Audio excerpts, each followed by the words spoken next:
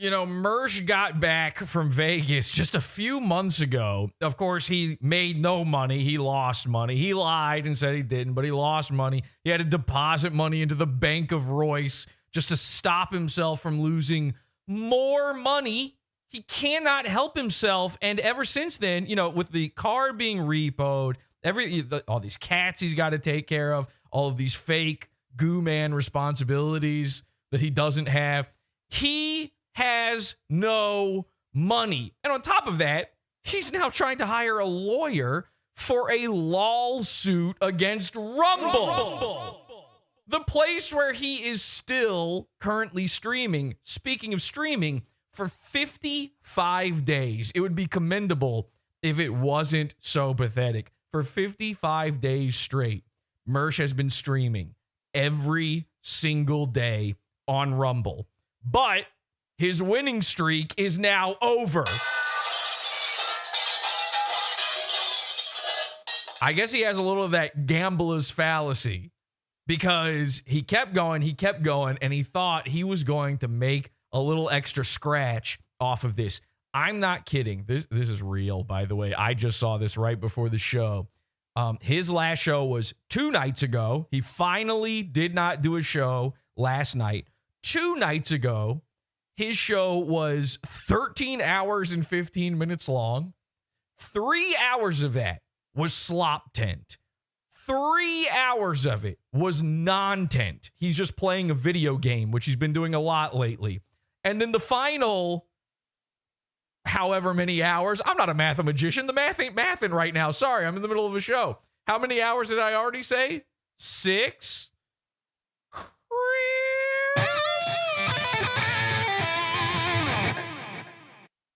Anyway, the final 7 hours of his stream were just him being so drunk that he forgot to turn off the stream, and it's just the Rumble logo. You know, the company he's suing.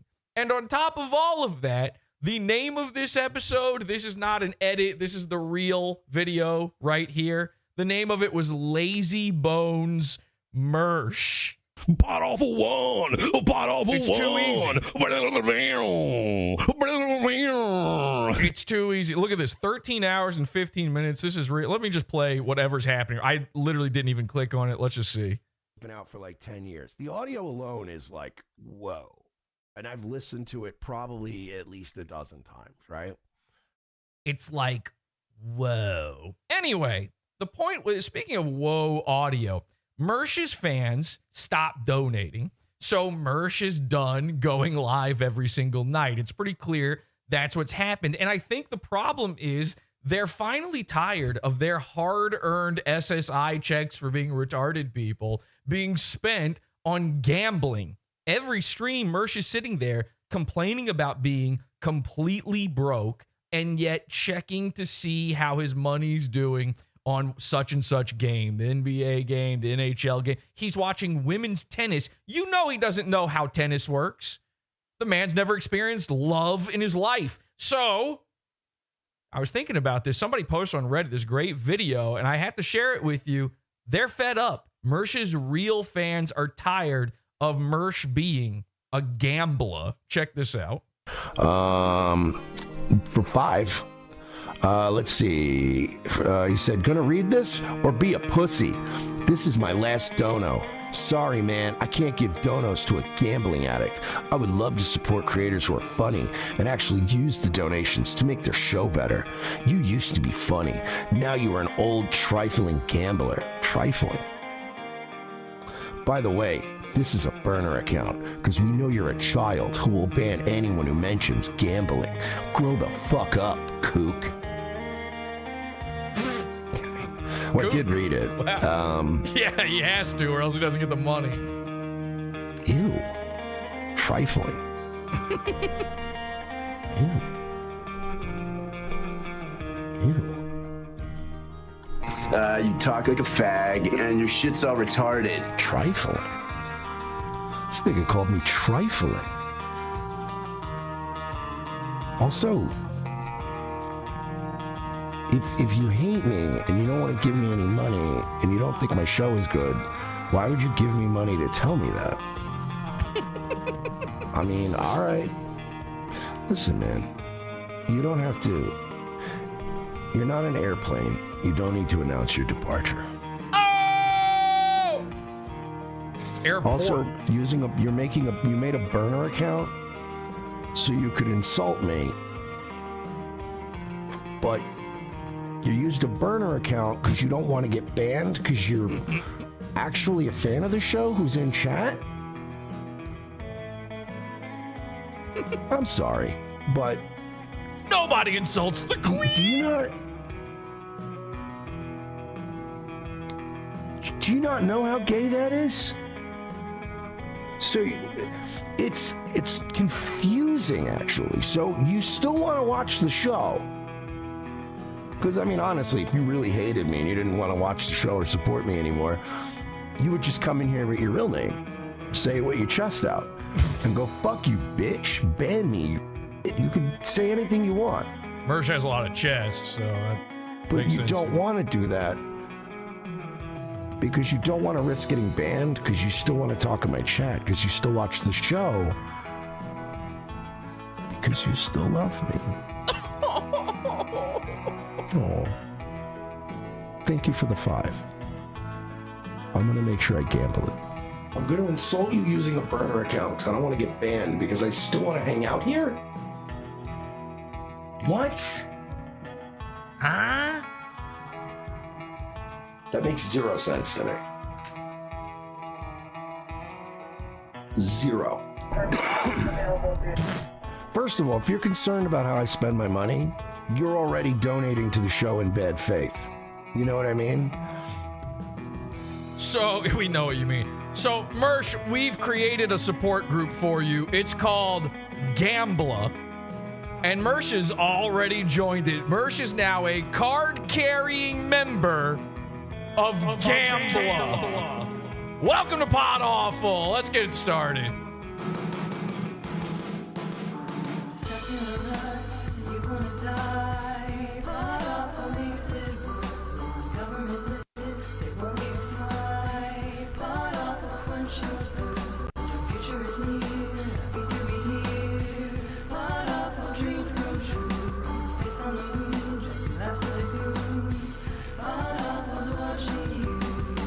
I have all of the markers for anything you could think of. Being a serial killer, child molester. I'm very grateful. Okay, yeah, same. Anyway, hi everybody. Welcome to PODAWFUL. I'm your host, Jesse PS. This is PODAWFUL. We're live Mondays, Wednesdays, Fridays, 7 p.m. Eastern Time, PODAWFUL.tv. We got the chat room going here. People are saying, let's fucking goo. You know, speaking of, by the way, I apologize for all the audio issues at the top of the show. This is what happens when the goo's not warm enough. We got to get those likes in early, people. Hit those likes, and the goo will get nice and warm. We're also joined here by the henchman. Hi, henchman. Hello. man. You see the audio, the audio, the vid. Look at this. It's fucking up. I don't know what's going on. It's because, look at the goo. Look at the goo. What is happening with the goo? Oh, no. Woo, boy. This is not good. More likes. We do need more likes. Hit like, everybody. I'm a YouTube man now, so you have to hit like or else I will die. Of course, last episode of the show, our Pizza Fund only episode, although there was an hour of it for free where you basically got, you know, the whole story. You know the story at this point. Mersh is suing Rumble. And how is he doing it? He's doing it by contacting Milo Yiannopoulos. And I know what you're thinking. What? And I thought the same thing too. And by the way, Milo thought the same thing too, which is why he then shared it with me. Now, there was a little bit of a mix-up at the Oopsie Daisy factory, and I made an Oopsie Daisy. And I'm not licensed to make Oopsie Daisies because apparently I was not supposed to share any of this stuff yet. So Milo got really, really mad at me, and it was friendship over after this. So just to keep you abreast of things, just so we're all on the same track here and we all understand what's going on. Mersh suing Rumble. Who at Rumble specifically? A fella named Siraj. Now, Siraj, he's a Middle Eastern guy. He's a Habibi. You've seen him on the episode where Royce and Mersh went to the Rumble studio live. Mersh had his Krang out on display, his full Krang showing. And we talked about the Siraj guy. Mersh wants to sue this guy because he hurt Mersh's feelings. That's it. Don't believe me? Join the Pizza Fund. Watch the full episode. You can see the entire leaked emails from Mersh. So that's number one. Number one, he's suing Siraj from Rumble. Number two, I leaked it through Milo. Number three, turns out Milo did not want me leaking it yet. So I'm in trouble. Big bad, big time, whoopsie doodle trouble. Number four, Milo is no longer my friend over this. Is very Okay, so what? He flipped.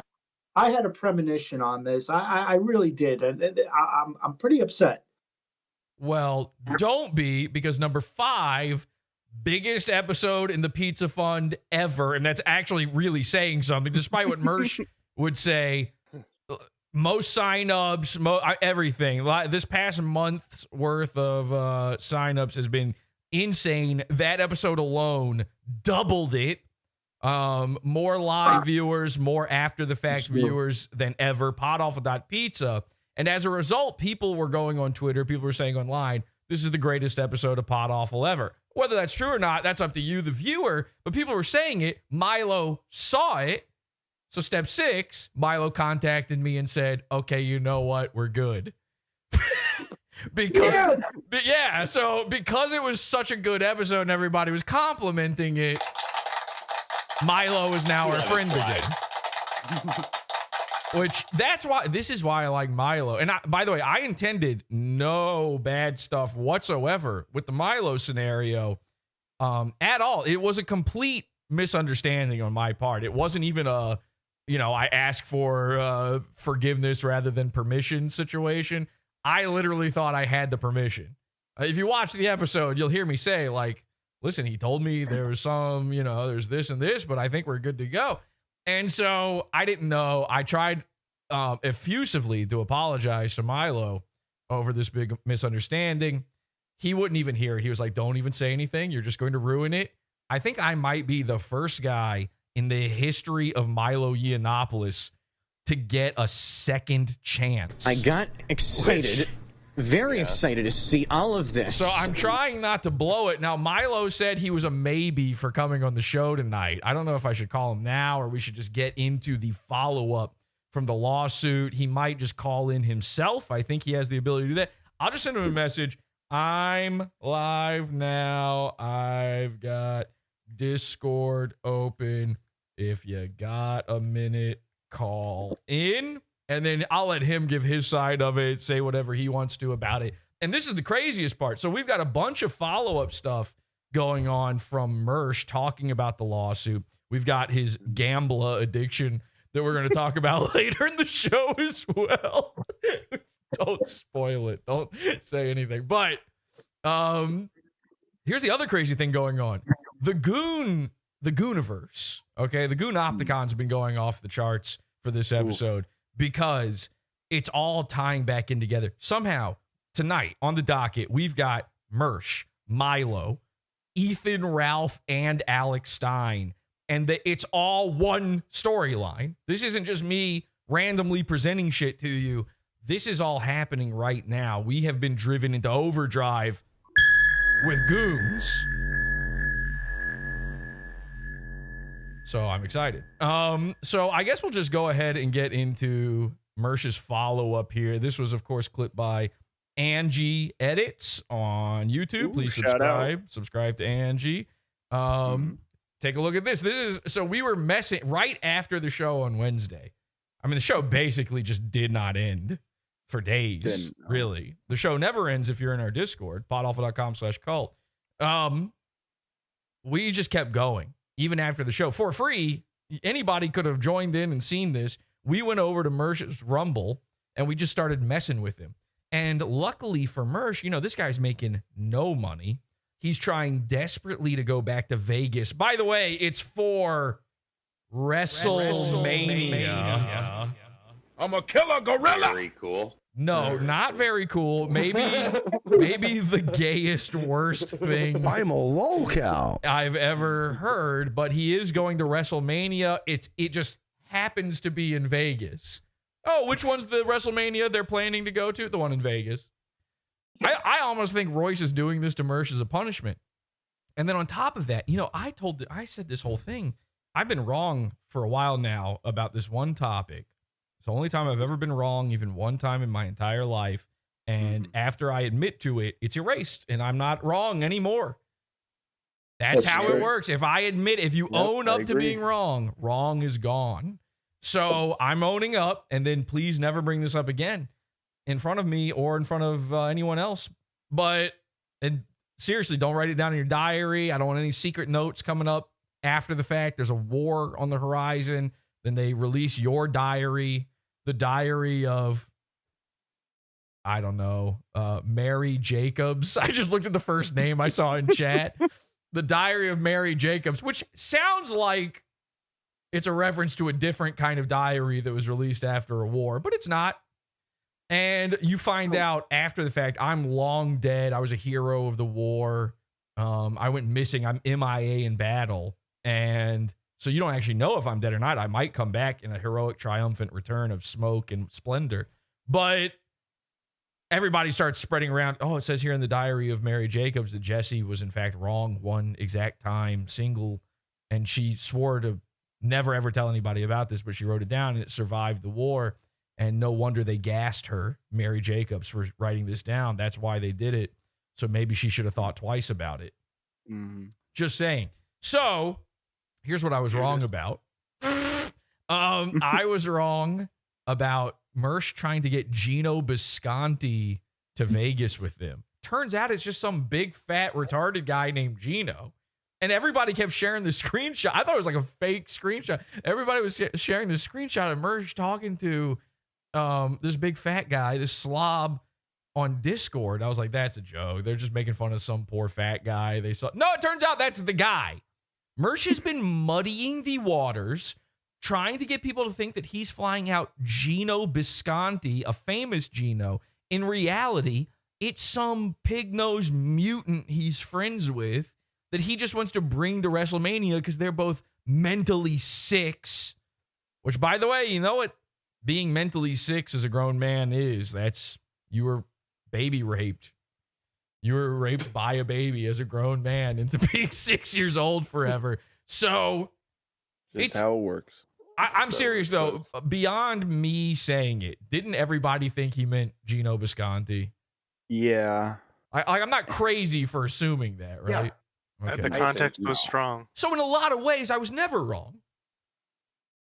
When are you ever wrong? Never. Okay. Who remembers that Gino guy anyways? Who remembers him?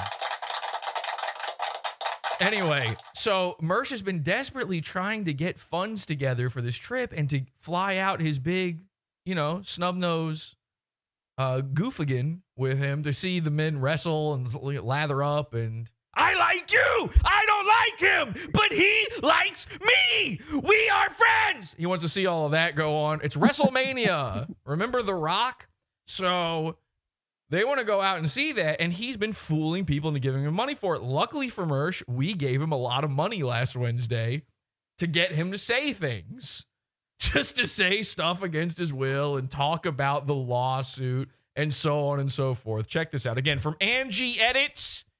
It's not Angie's Random Edits anymore, by the way. It's Angie Edits. Find her on YouTube and sub, please. I don't know. People are like, you gonna sue Rumble? You gonna sue Rumble? I don't know, maybe. I don't know, maybe. You could have said nothing and kept it a secret, and it could have all just been lies from me. It was behind a paywall. No, he can't do it. The Queen's ego. Mersh. Classic Mersh. The Queen's ego. He can't be stopped. But let's do this real quick, because that's... Somebody in chat says, how can I forget The Rock? Honestly, they don't let you. He's in 1 to 3 movies every single year. That's a troll.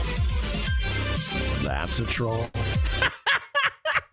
So this is, you can hear the intro music. This is the beginning of the show, and he's already manually. He doesn't even have mods willing to do this for him anymore because he's crazy. He's removed all of his mods. Yeah. He is so terrified of PodAwful and the trolls that he thinks his own moderators and his own top guys are now. This would be like if I was going, okay, let's start the show. I just got to get rid of Dirk and Glunt, and I've got you on screen. Why would I? So he's removed the chat from screen. He doesn't believe anybody exists anymore except PodAwful, and he is very close to right.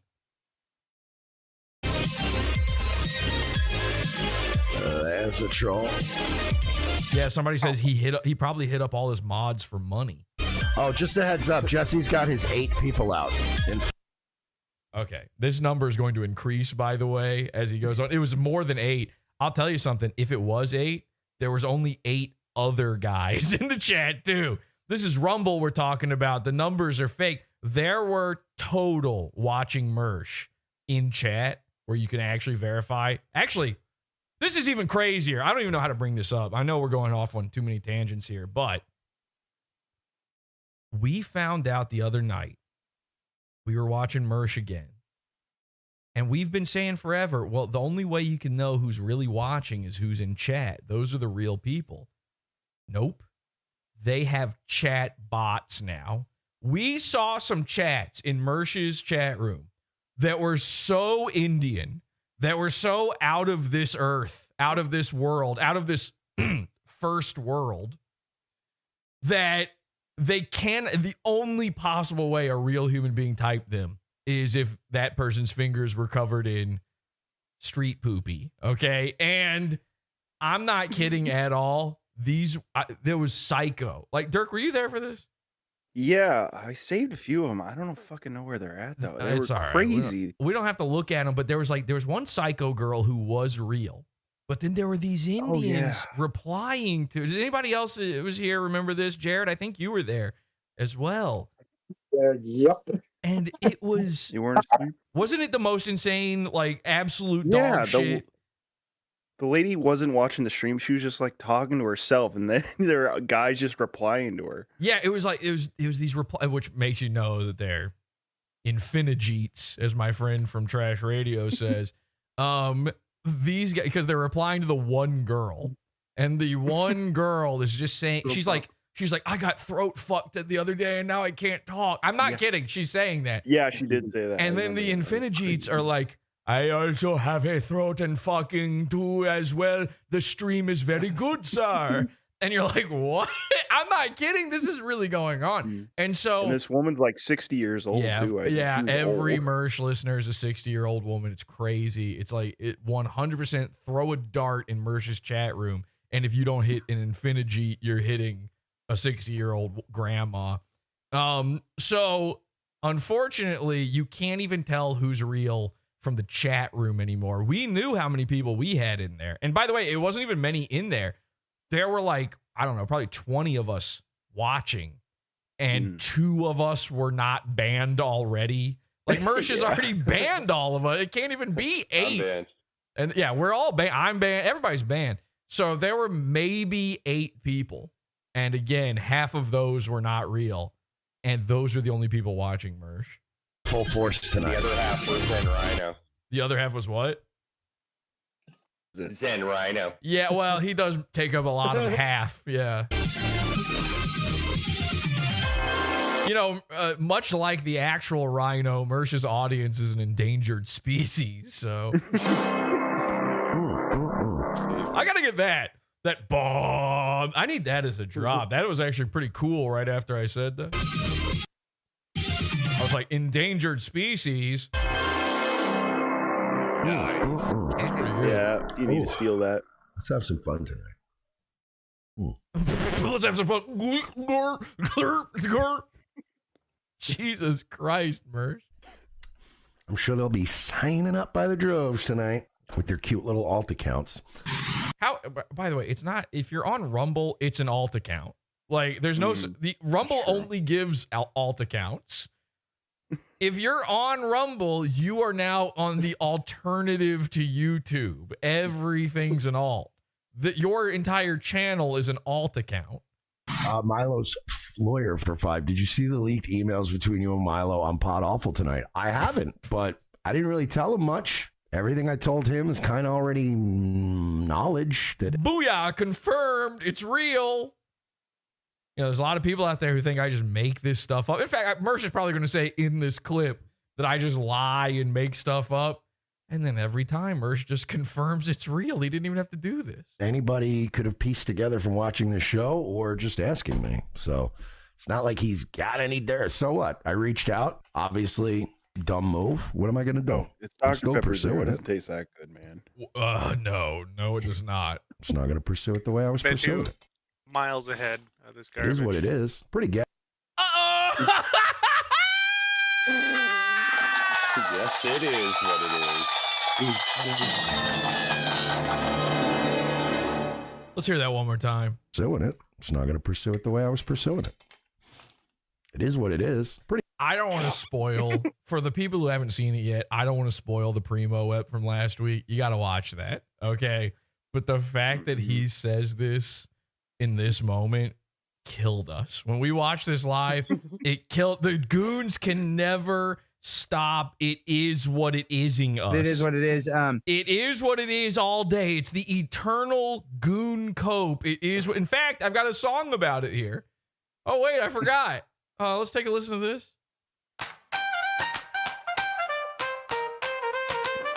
When there's henchmen at your place, it is what it is. When bread hits you in the face, it is what it is. When coleslaw's at the door, it is what it is. When you can't take this anymore, it is what it is. When your lawyer's getting naughty, it is what it is. When God enters your body, it is what it is. When the bathroom door's stuck, it is what it is. When your girlfriend's in the truck, it is what it is. When you gotta take a drink, it is what it is. When you poop into the sink, it is what it is. When you're wearing women's swimsuits, it is what it is. Your horns rip through your skin suit, it is what it is. You shove a microphone in your dong slot, it is what it is. It is what it is. You're not done with these kids by a long shot, it is what it is. It is what it is. When your stream gets a porn bomb, it is what it is. You're caught fucking your own mom, it is what Christian. it is. The bank is being weird, it is Mersh. what it is. You wear a strap-on beard, it is Beardson. what it is. Your car just got repossessed, it is Mersh what it again. is. You claim everyone else is obsessed, it is Mersh what it again. is. Your streaming service kicked you, it is what Mersh it again. is. The pickle man just tricked you, it is All what of it them. is. When you drop by Pizza Hut, it is what it is. It is what it is. You like fingering a butt, it is what it is. Shout out It is Ethan. what it is. You got kicked off a Streamlab, it is what it is. It is what it is. When they send you back to rehab, it is what it is. It is what it is. You're dealing with Stream Sniper, it is what it is. You just filled up your diaper, it is what it is. Caught sitting in the cuck chair, it is what it is. You don't have too much hair, it is what it is. You're dealing with the catfish, it is what it is. What you think about that, bitch? It is what it is. Because at the end of the day, it always is what it is. It is what it is. You can always cope, knowing you're a dope. A simple phrase is erases, covers all your bases. Any mistake that you could make is explained away by one simple phrase. Use it at the end of your days. It is what it is. But what if it's not? No, it is. No. What if it's not? Then what do you do? Oh. But what if it's not?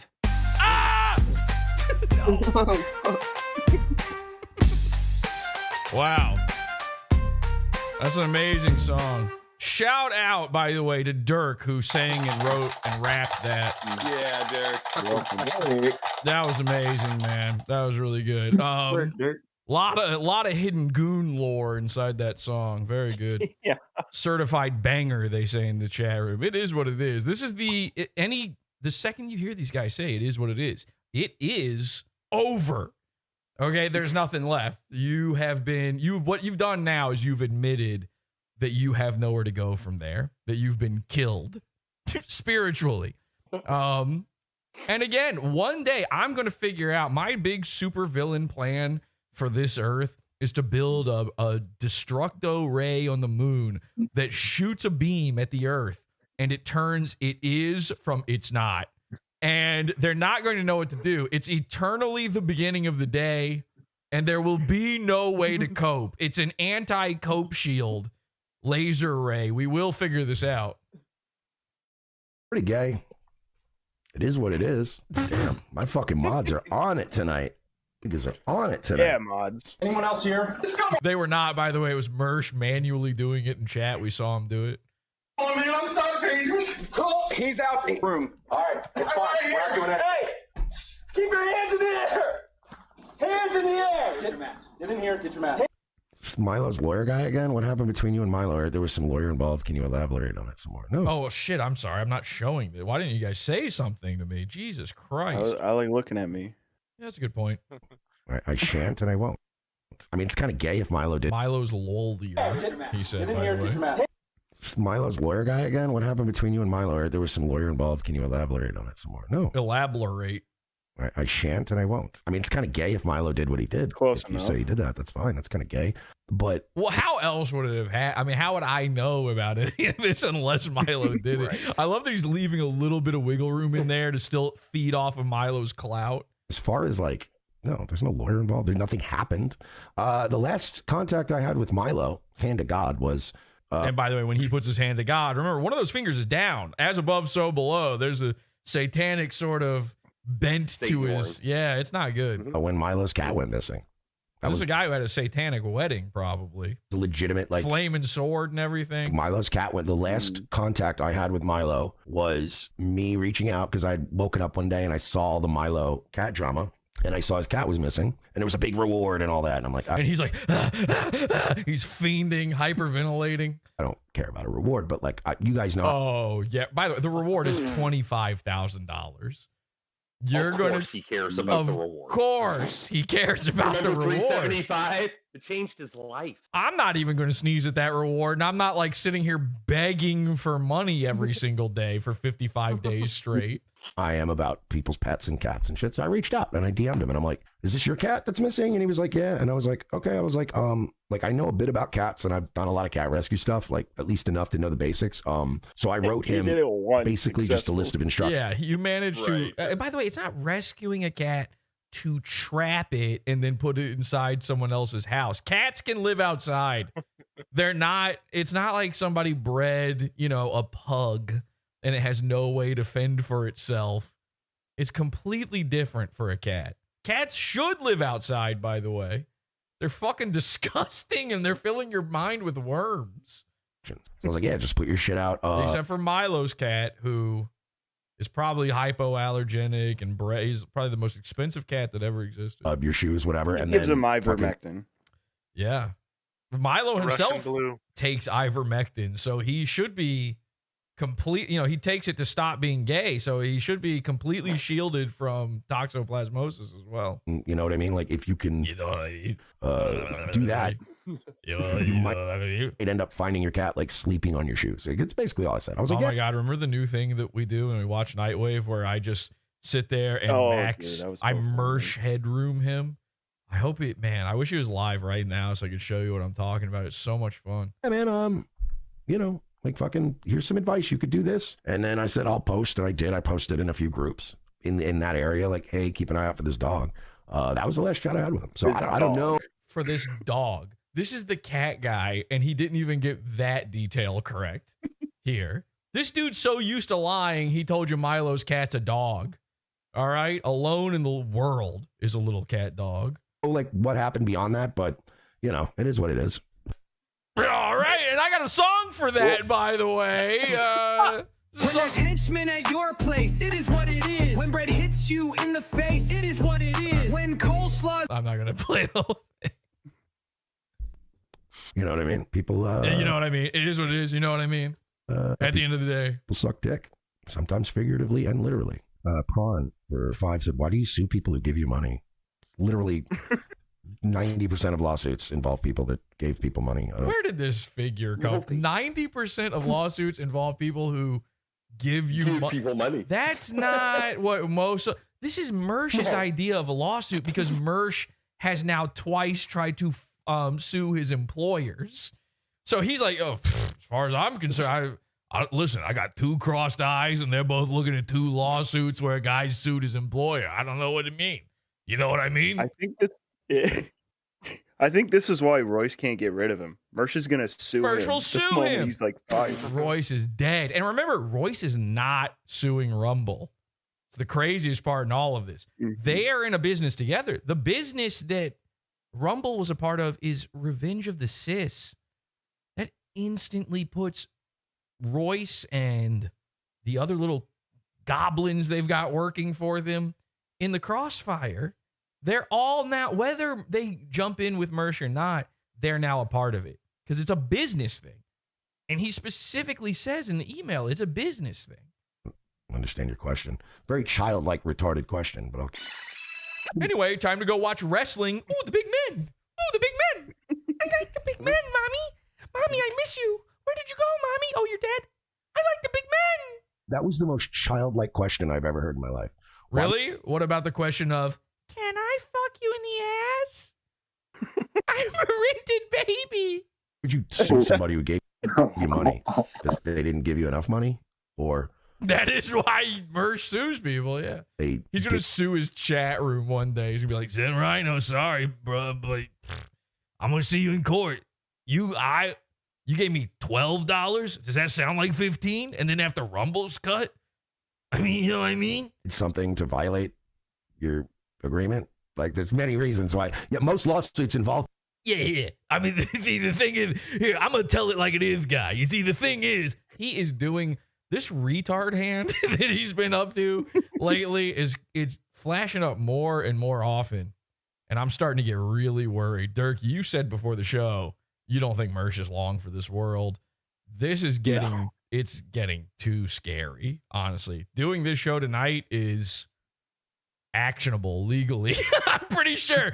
First the criminal, then the civil. Speaking of people that give each other money, you fucking retarded neat faggot. Whoa! And of course, we show that the show that there is hatred in this world. We're a news program and we don't agree. And the views expressed in Nightwave Radio, a trademark that I own, do not reflect my own. Why would you work a gift horse in the mouth? Like, shut the fuck up, you disingenuous retard. Whoa, come on, man. Who is that?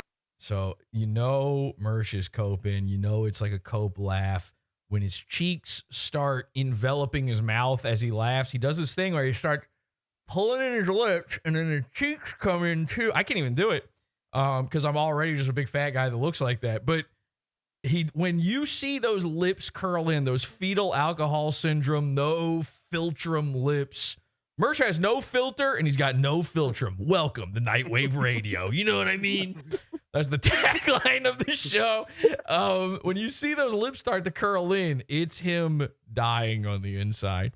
Because now he's got to sit here and play whatever dumb non-tent videos he's got queued up for these idiots. And he's thinking about us now. He doesn't want to be thinking about us during this.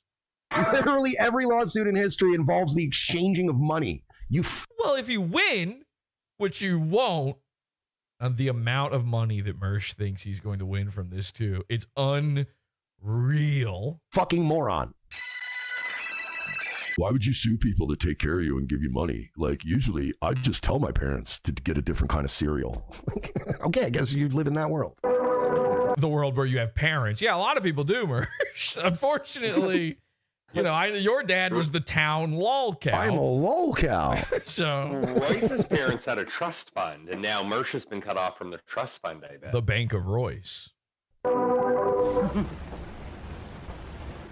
Oh, yeah, Zen. As always. Going a little hard in the paint tonight, boys. Like, the Radio guy, I don't know who that guy is. Shout out! Yeah. There's a dude pretending to be Dirk in the chat. It wasn't even Dirk. I have no idea why. Radio is obviously a reference to Dirk. Have you used that username somewhere before or something? Radio? No. Okay. Well, I don't know why, but we're all positive that means Dirk. He probably did fuck something up. But why are we getting rid of Zionist Cuck? That guy's been that guy belongs here, obviously. In the chat for a while. Both Zionist and a cuck. Got to get him back in my lap here in the cuck content corner. Like, I don't know why you would zap that guy. Like, I don't know if we might have to start pulling wrenches here. People are getting that. Like, the mods have been on. There's like 2 mods left at this point. And he's like, I don't know. Shit tonight. Sorry, Zen. Yeah. But they might be getting a little too carried away. As Triple N said, I did. He called your mom a Zionist cuck. Well, that's the problem is... My mom is a Zionist cuck. Bring him back. You shouldn't have banned him for that. My mom was a Zionist cuck.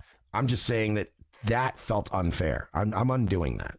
Yeah, we got to undo. Yeah, Tom Gully in chat. This is crazy. Everybody knows Tom Gully. I'm Tom Gully, and you're watching Is This Live, the show on the Pod Awful TV network.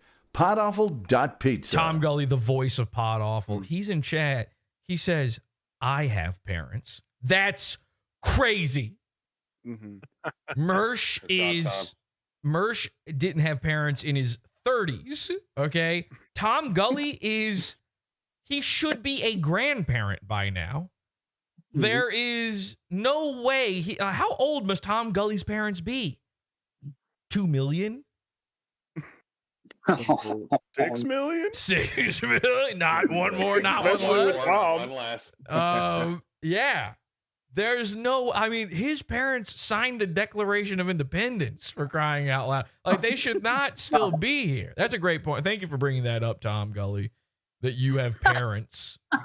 and you know, the other thing is, you look at Tom, and this is no offense at all. We love Tom. There's no offense at all to Tom, but you look at Tom, you go, that guy probably was born without parents. You know, you would assume he was hatched from a rock or some sort of, you know, a geode decided one day it was struck by lightning and it gave birth somehow, and a man shambled out and went, what's it to you? And you go, okay, I guess that's just part of our world now. And then that guy somehow has the nerve to say that Sasquatch isn't real, but whatever. We got to undo the Zion. I'm vetoing the Zionist cock thing. The radio thing, too. I'm going to... He says his parents are in their 80s. My dad is in his 80s, so that's fucked up. All right, because Tom... They had him young. How old is Tom? Like, Tom was around for the pyramids. He's in his 60s. You can't... in his 60s? Yeah. Whoa. Are you sure? Yeah. You told me that one time, yeah. Okay, well... Listen, you can kind of see when he won that Dave Letterman scholarship. I don't know. I always assume he was around at a sock hop, you know, with girls in their poodle skirts, and he was doing he was at the Sadie Hawkins dance, and nobody asked him to come, but he showed up anyway. Okay, why are we getting on Tom? Jesus Christ, Jared. He's trying to go to the bank, Jesse. Jared, Stop. He's going to the bank, Jared. Leave him alone. Love Tom. I love you, Tom. You know that. Buddy. Jared is Tom. Just so you understand, Jared's in chat typing all these jokes to me, telling me to say them. And I am not. Jared's doing that. Jared does that, by the way, because he's the oldest guy other than you in Discord. So he's trying to make himself look better. I'm gonna unmute him just because I don't know what he said, and he's been in a while. Like, I'm just trying to be fair here. We're just trying to be fair tonight. Some of these people are legitimately being gay tonight. Sadie Hawkins, Sadie N-word. And that's fine. And they have an agenda, and they have another show they're trying to promote, and that's fine. But we also have to separate between, like, I know Zionist cuck's been around for a while, and I agree, we should separate from Zionist cucks, but you're saying you want him back?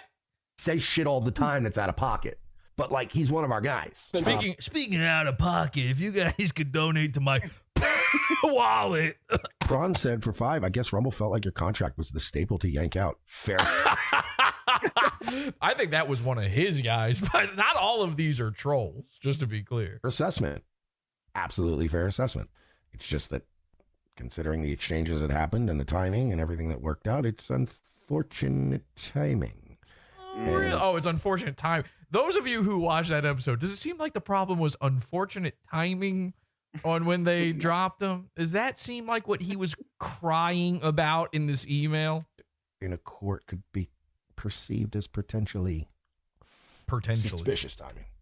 Suspicious time. I mean, try to make this make sense. If you know the email, try to make it make sense what he's saying here. And this is the thing. He knows that it's not out there public.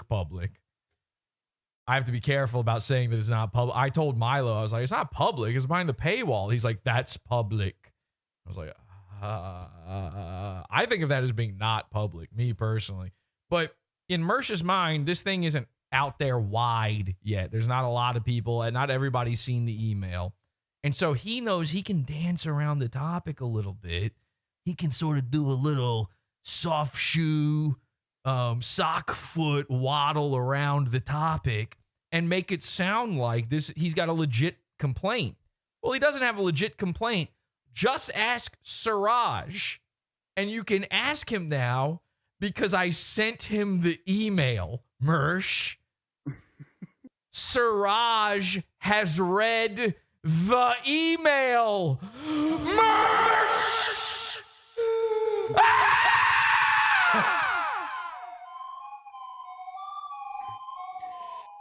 We'll come back to that. Whew. Prawn for 5 just said, why isn't Royce suing Rumble for not being on the front page? You'd have to ask Royce, bud.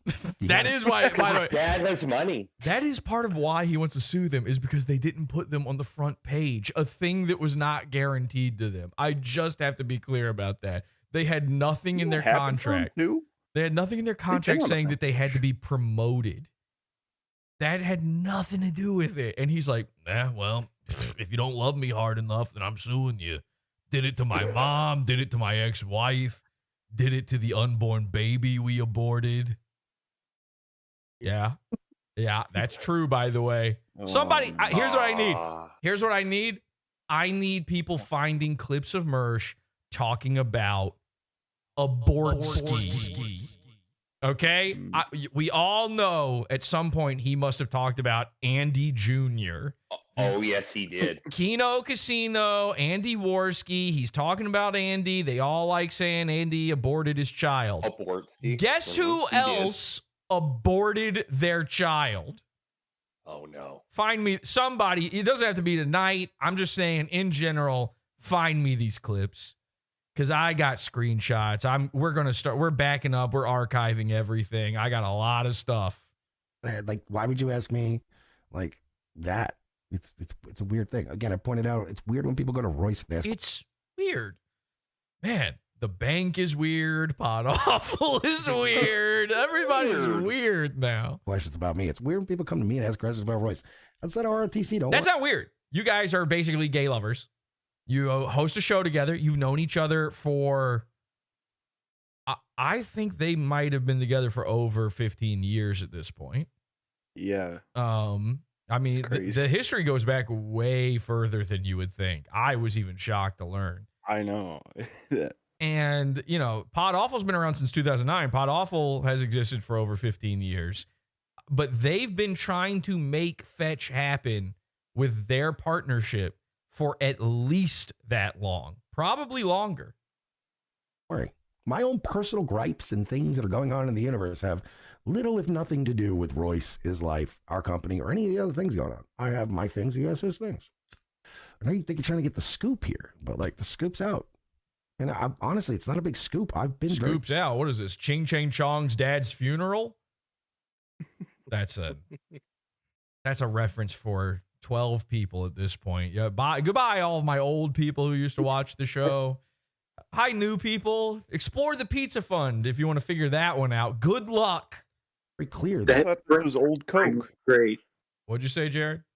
The brain scooping was a great episode. Ching Chang Chow.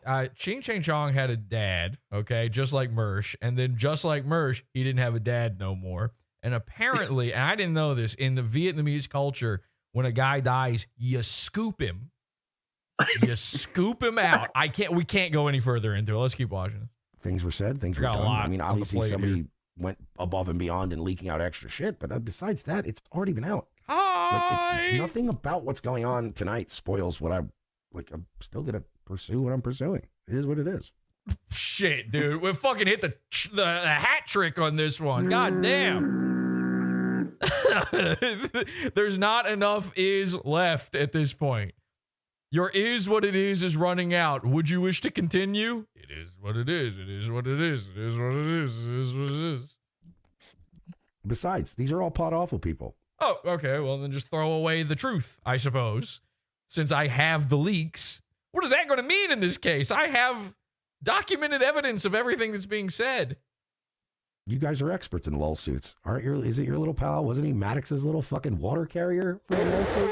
Get out of town. Why? He wasn't going to get any money from that. He showed up and testified for somebody else to get money. Showed up and testified. So this is Mersh. Mersh is, he's cologne Mersh. He's cat Mersh. He's crypto Mersh. He's always a new guy. And Mersh is sometimes legal Mersh. And Mersh has been sitting there in his mind for months now, secretly behind the scenes, having it in his head, the idea that he is going to take a witness stand. You know, he's picturing the big legal drama. He thinks it's going to be Phoenix Wright, and there's going to be text on screen while a guy dramatically points. And he thinks he's going to be on the witness stand, and somebody's going to do an objection, Your Honor, and he's going to prove to them that Siraj was so mean to him on Rumble that he deserves $50 million.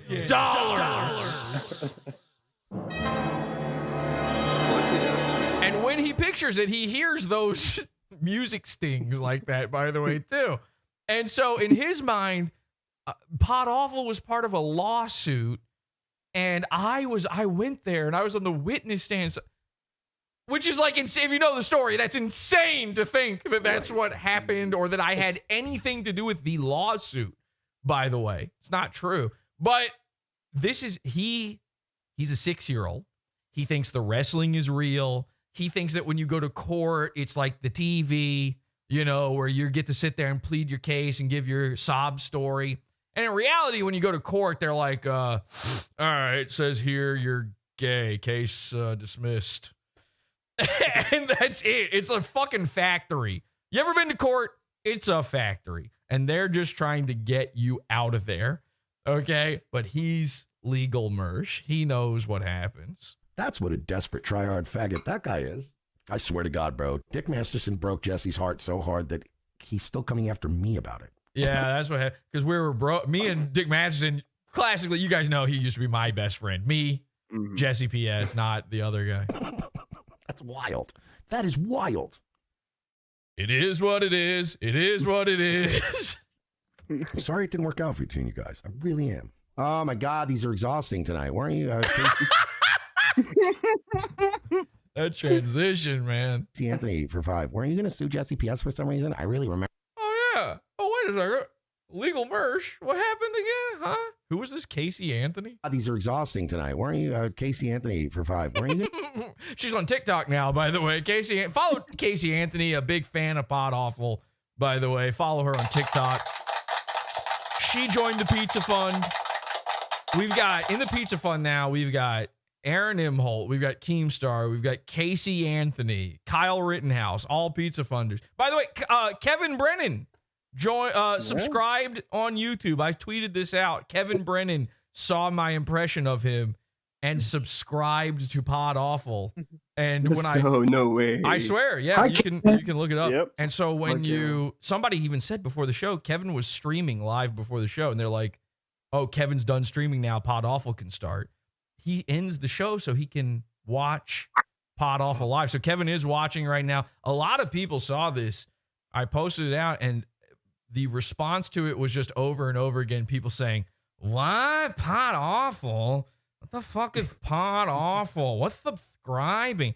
Sub? Like a submarine sandwich? What?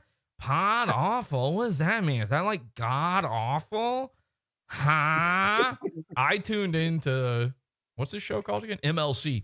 I tuned into MLC before tonight's show, and I swear to God, it was him sitting there, of course, watching an old Opie and Anthony video. He's got some other idiot on with him. They've got some other idiot calling it. Not one of them knows what's going on. It's insanity. They had this guy, Chad Zumick, was on with him. And he was trying to get a call in from some woman. And he couldn't figure out the audio. So he was like, "I'm just going to call her up on myself. You can hear this, right?" Because it took 12 minutes for this dude to figure out. He had his phone plugged into his mixer, and it still didn't work. And Kevin's just sitting there going, "What? Who's calling? What's a phone? Don't you have to crank that to use it? What? Who you trying to call, Lassie?"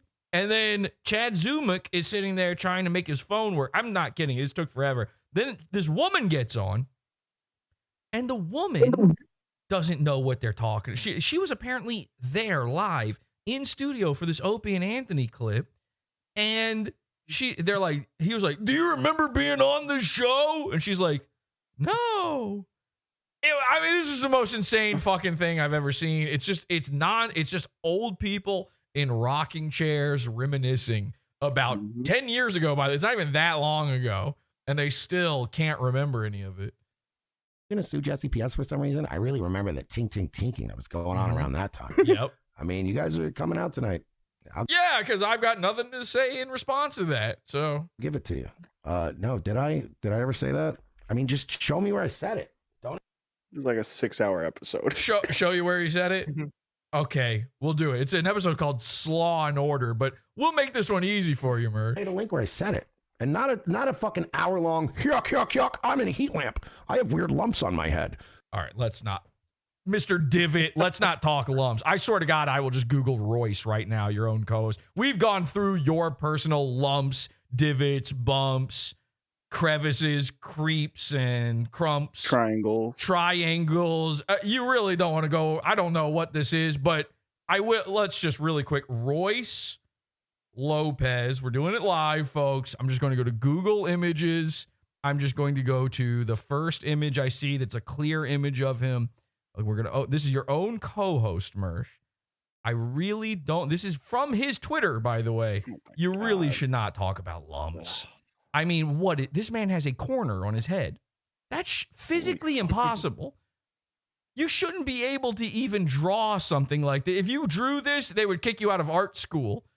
They would say, that you've never seen a human before. What is this? Oh, you've invented some sort of sewer character. They kick you out of art school, and then the Third Reich happens. So really be careful with what you say here, Mersh. Let me just find any other picture of Royce just to make sure this isn't some sort of bizarre one-off sort of thing. Oh, here's Royce's Twitter again. Oh, there's his lump. There's his lump. So the man is belumped. All right. He's a belumped man. You really shouldn't talk about stuff like this, but of course he's yucking. He can't help himself. He's in a panic because he knows that if he says, go find a clip of me saying I'm going to sue PodAwful, what's going to happen is we're going to find a clip of him saying he's going to sue PodAwful. Like, not the weird Jesse PS like clip. Send me a clip of me saying the things. Once the criminal case is concluded, the civil case will come next.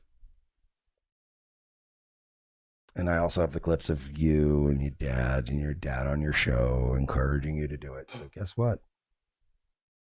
I'm going to sue you. Stop saying. Look out. It's right there, but I love how Angie included the transcript just to show you line by line. It actually keeps going. He did this for 4 hours. 4 hours. He said he was going to sue my dad and me because of comedy. That's it. That's a rocket scientist. Once the criminal case isn't concluded, if you keep this up, I'm going to pursue a criminal case, which is a misdemeanor, blah, blah. I mean, he just keeps going and going. You and your old ass dad encouraging you in your dreams while he funded you. Mersh has a condition known as dad envy.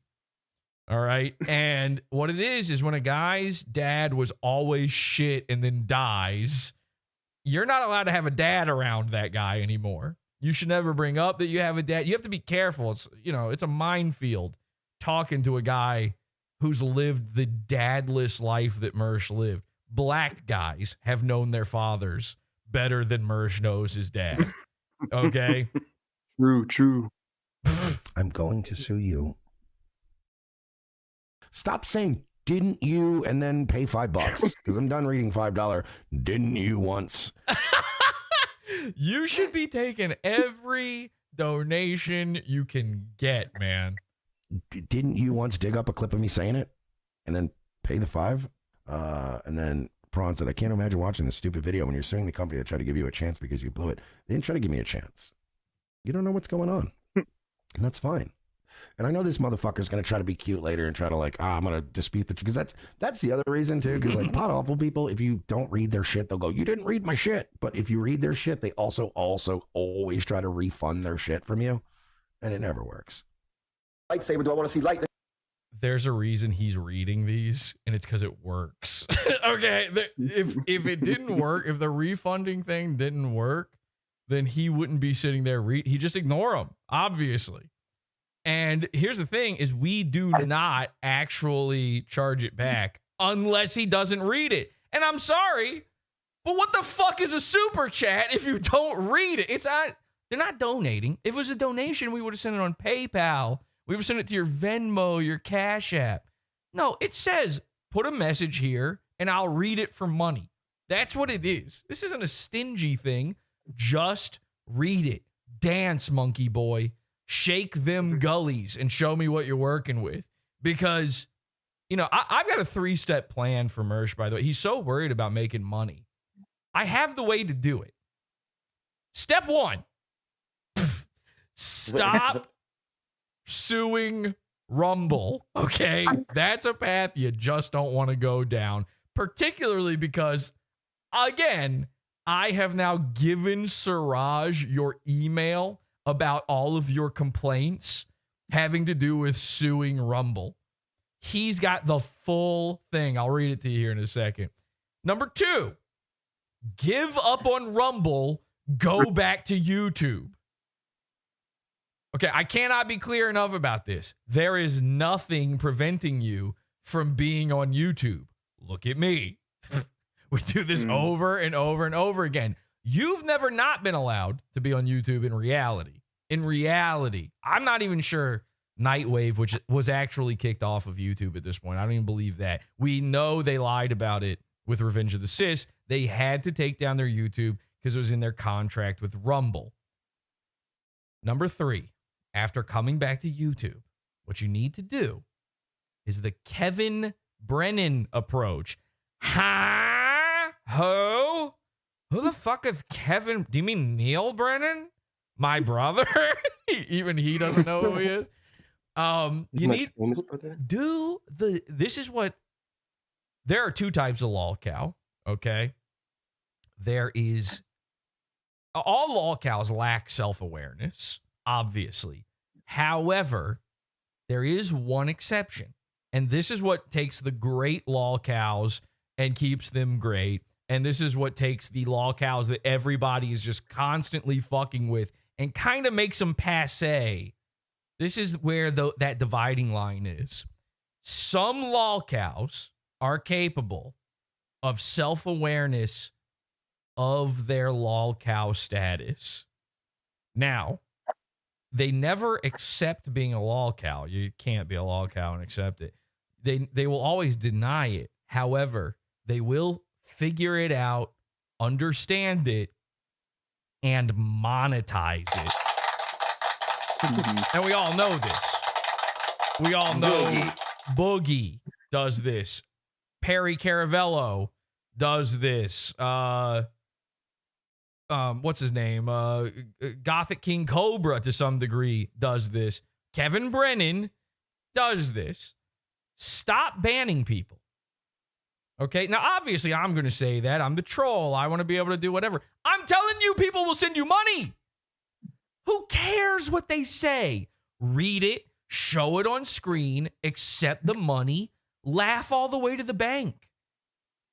Who wins in that scenario? And this is, by the way, how you kind of kill some of your lolcow cred is by doing this. And then it makes you boring.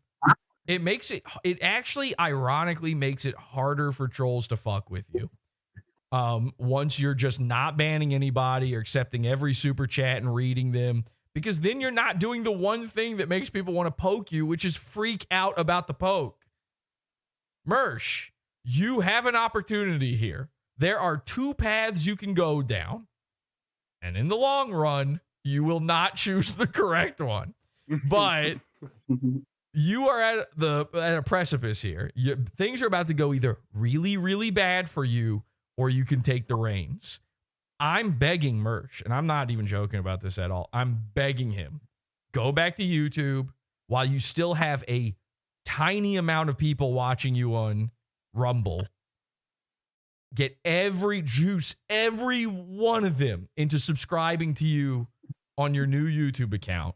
to hit that 1,000 goal of subscribers so you can monetize, open up those super chats and never look back. That's it, man. By the way, it also propels you into being better known. You are dying on Rumble. Rumble is where a streamer goes to either die or be accused of rape.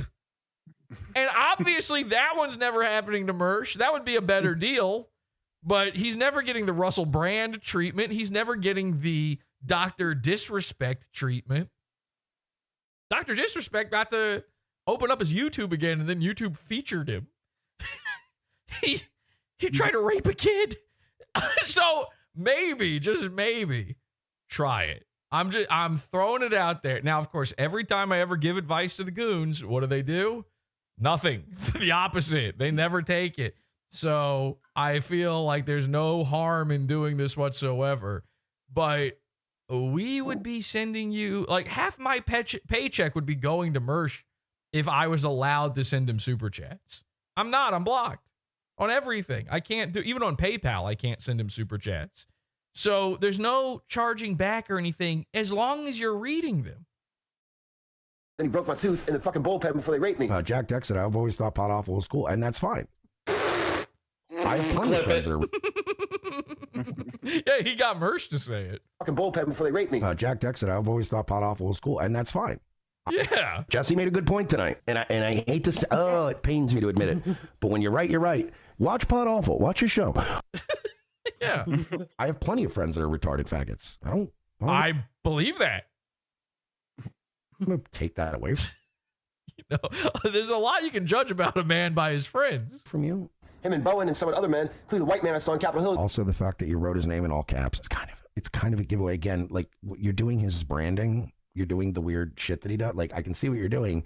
You're just doing it within reason. Pot Awful's brand, by the way, the logo is lowercase. I have no idea what Mersh is talking. This is how paranoid and delusional he is. He's afraid of capital letters at this point. But you're entitled to your opinion. But it's fine. Sprawn for another 6 says, FYI, I don't even like Pot Awful. I just think your lawsuit's retarded. Okay. How'd you find out from Pot Awful? That's weird.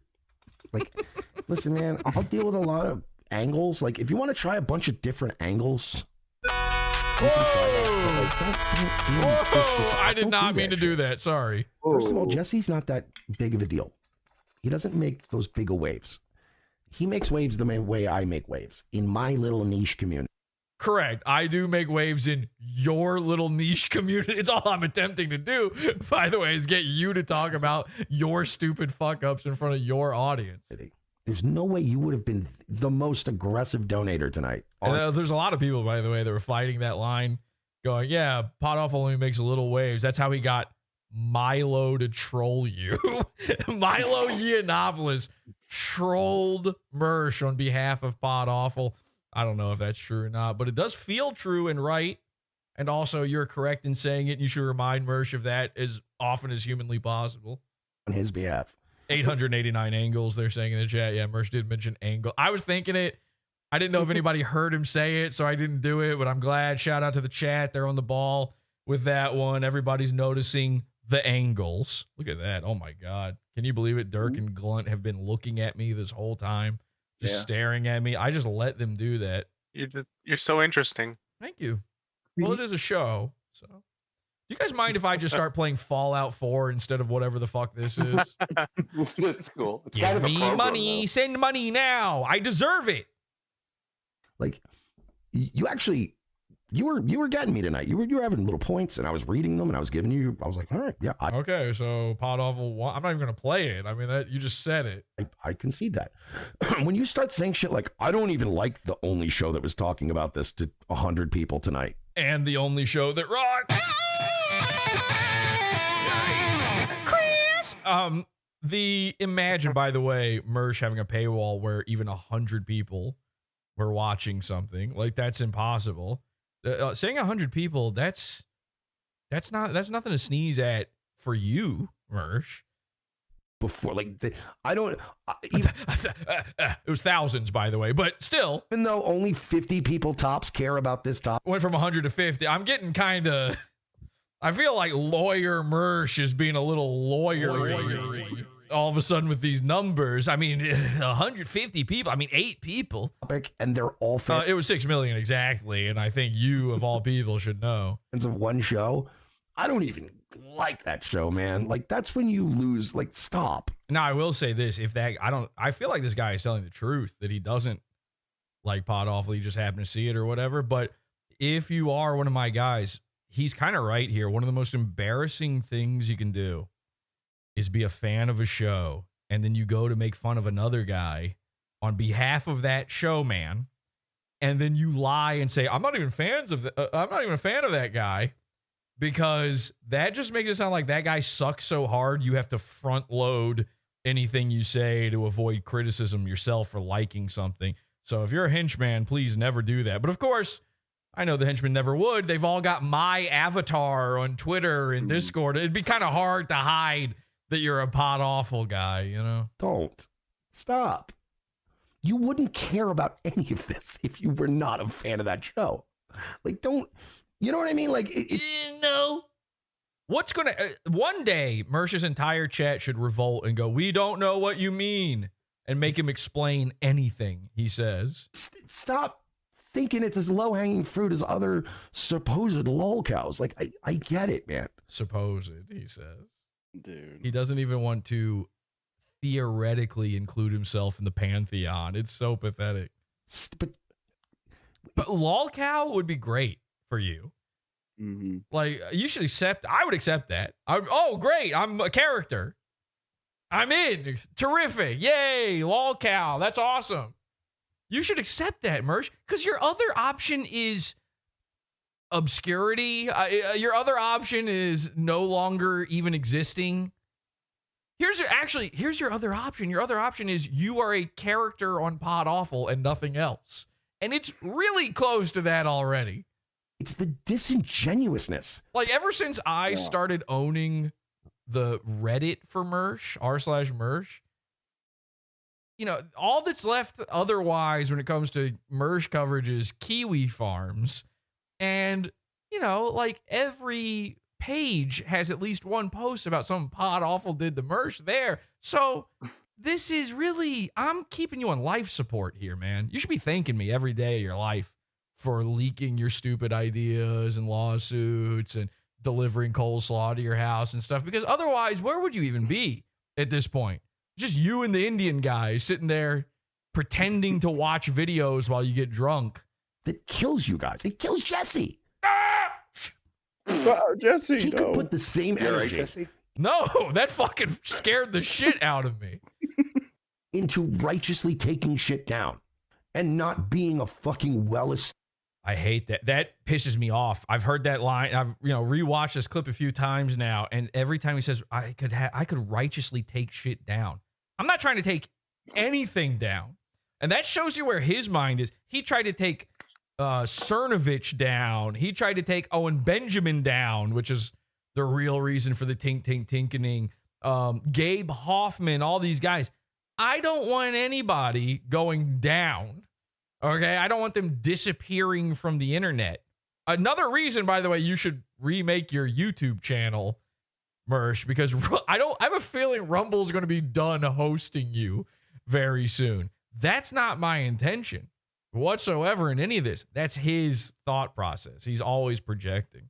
Established liar and exaggerator and photoshopper of things. And so he's hoping to God you'll believe that I photoshopped these emails that he's confirmed in this clip. How? What did I lie about? Here's your chance, Mersh. Remember the thing where you're like, show me a clip of me saying I was going to sue you. Show me a clip of me lying. Show me a clip of me lying about you, Mersh.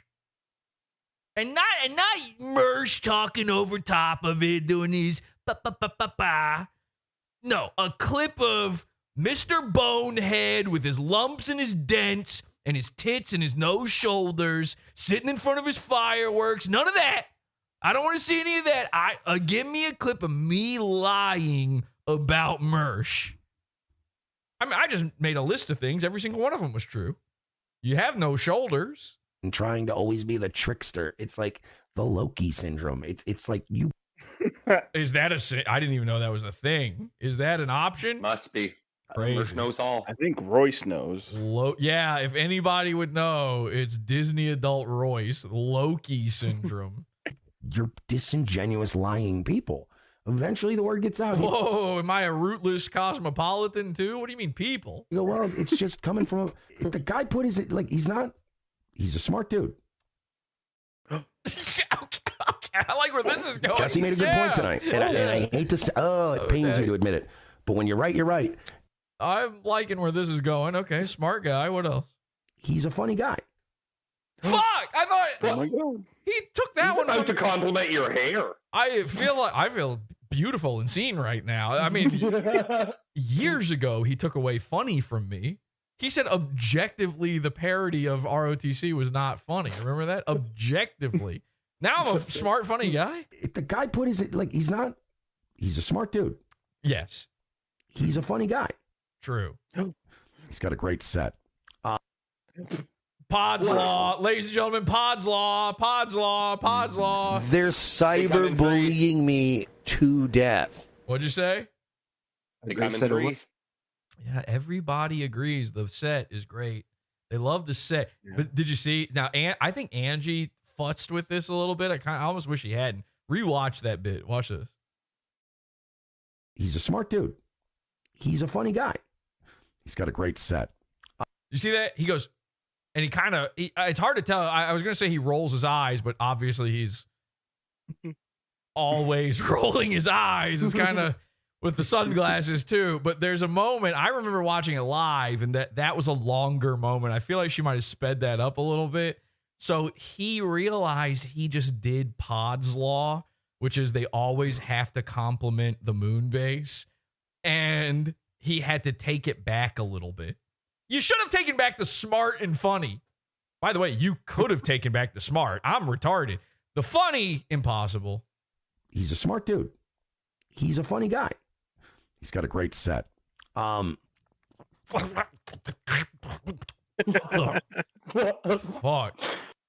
Great set of tits. Yeah, hey, buddy. Don't you come at me, Lenny Ways. We've seen your fucking gullies. Shit. That would you know what I mean? And this isn't me going because she's coming after me. He's everything. This is exactly that. This is obviously, there's no other thing it could be other than that. When you list those attributes and then you say the next thing you say, what is the difference then? What is the problem? Thing he's ever done has been this disingenuous, scummy bullshit. Which you had no problem with until it was making fun of you. I'm a disingenuous, scummy person. Everyone's cool with that until it hurts them, okay? And by the way, the people I do it to are all also disingenuous, scummy people. I'm like Dexter, okay? I was taught, I had a dad, so I was taught from a young age, son, listen, you got a dark passenger inside you. You're a scummy, disingenuous retard, and you need to tonight, blood. Oh, blood. The smell of blood. The blood is tickling my penis, and I must engage with blood. I'm just constantly thinking about blood. Dexter. Mersh is your angel Batita. I don't know what that means. I watched the first season of Dexter, and it was the gayest show I've ever watched. And I've watched a show called, and you're gonna go crazy over this, gay porn. I had no idea this was a show, by the way. I found it by accident while Googling something else. And I watched the entire first season of that one, too. The gayest show I've ever watched is Dexter. And all he ever does is sit there and go, the blood is always, as the blood drips to blood. If you like that show, if you were impressed by that show, you're an idiot. You're a Mersh-style buffoon. Because that's one of those prestige television shows. It was on Showtime or whatever. And because you got to see a man cut and a lady's tit or something one time, you go, this is TV. That's the way Mersh thinks. That's why he likes Sopranos. And I'm not saying Sopranos is bad. Nothing is as bad as Dexter. But that show, everybody knows how that one ended, right? that show blew. And the reason it blew is because they didn't have anything from the beginning. You can't sustain even one season of a show where the concept is a serial killer who kills serial killers, because right off the bat, he's got to live in the most serial killered land of all time, which, by the way, they picked Miami, Florida, so kind of makes you think for a second. Like, there's not even that many serial killers. Your job is over. If you're the superhero who kills serial killers, you know, you're not Batman. You're not working every night. You kind of got to wait around for a while. Blood. As the blood courses through him, I know what I must do, my dark passenger. Fuck it. Those are so gay. Those are gay thoughts. And I don't, is the actor who plays him a gay guy?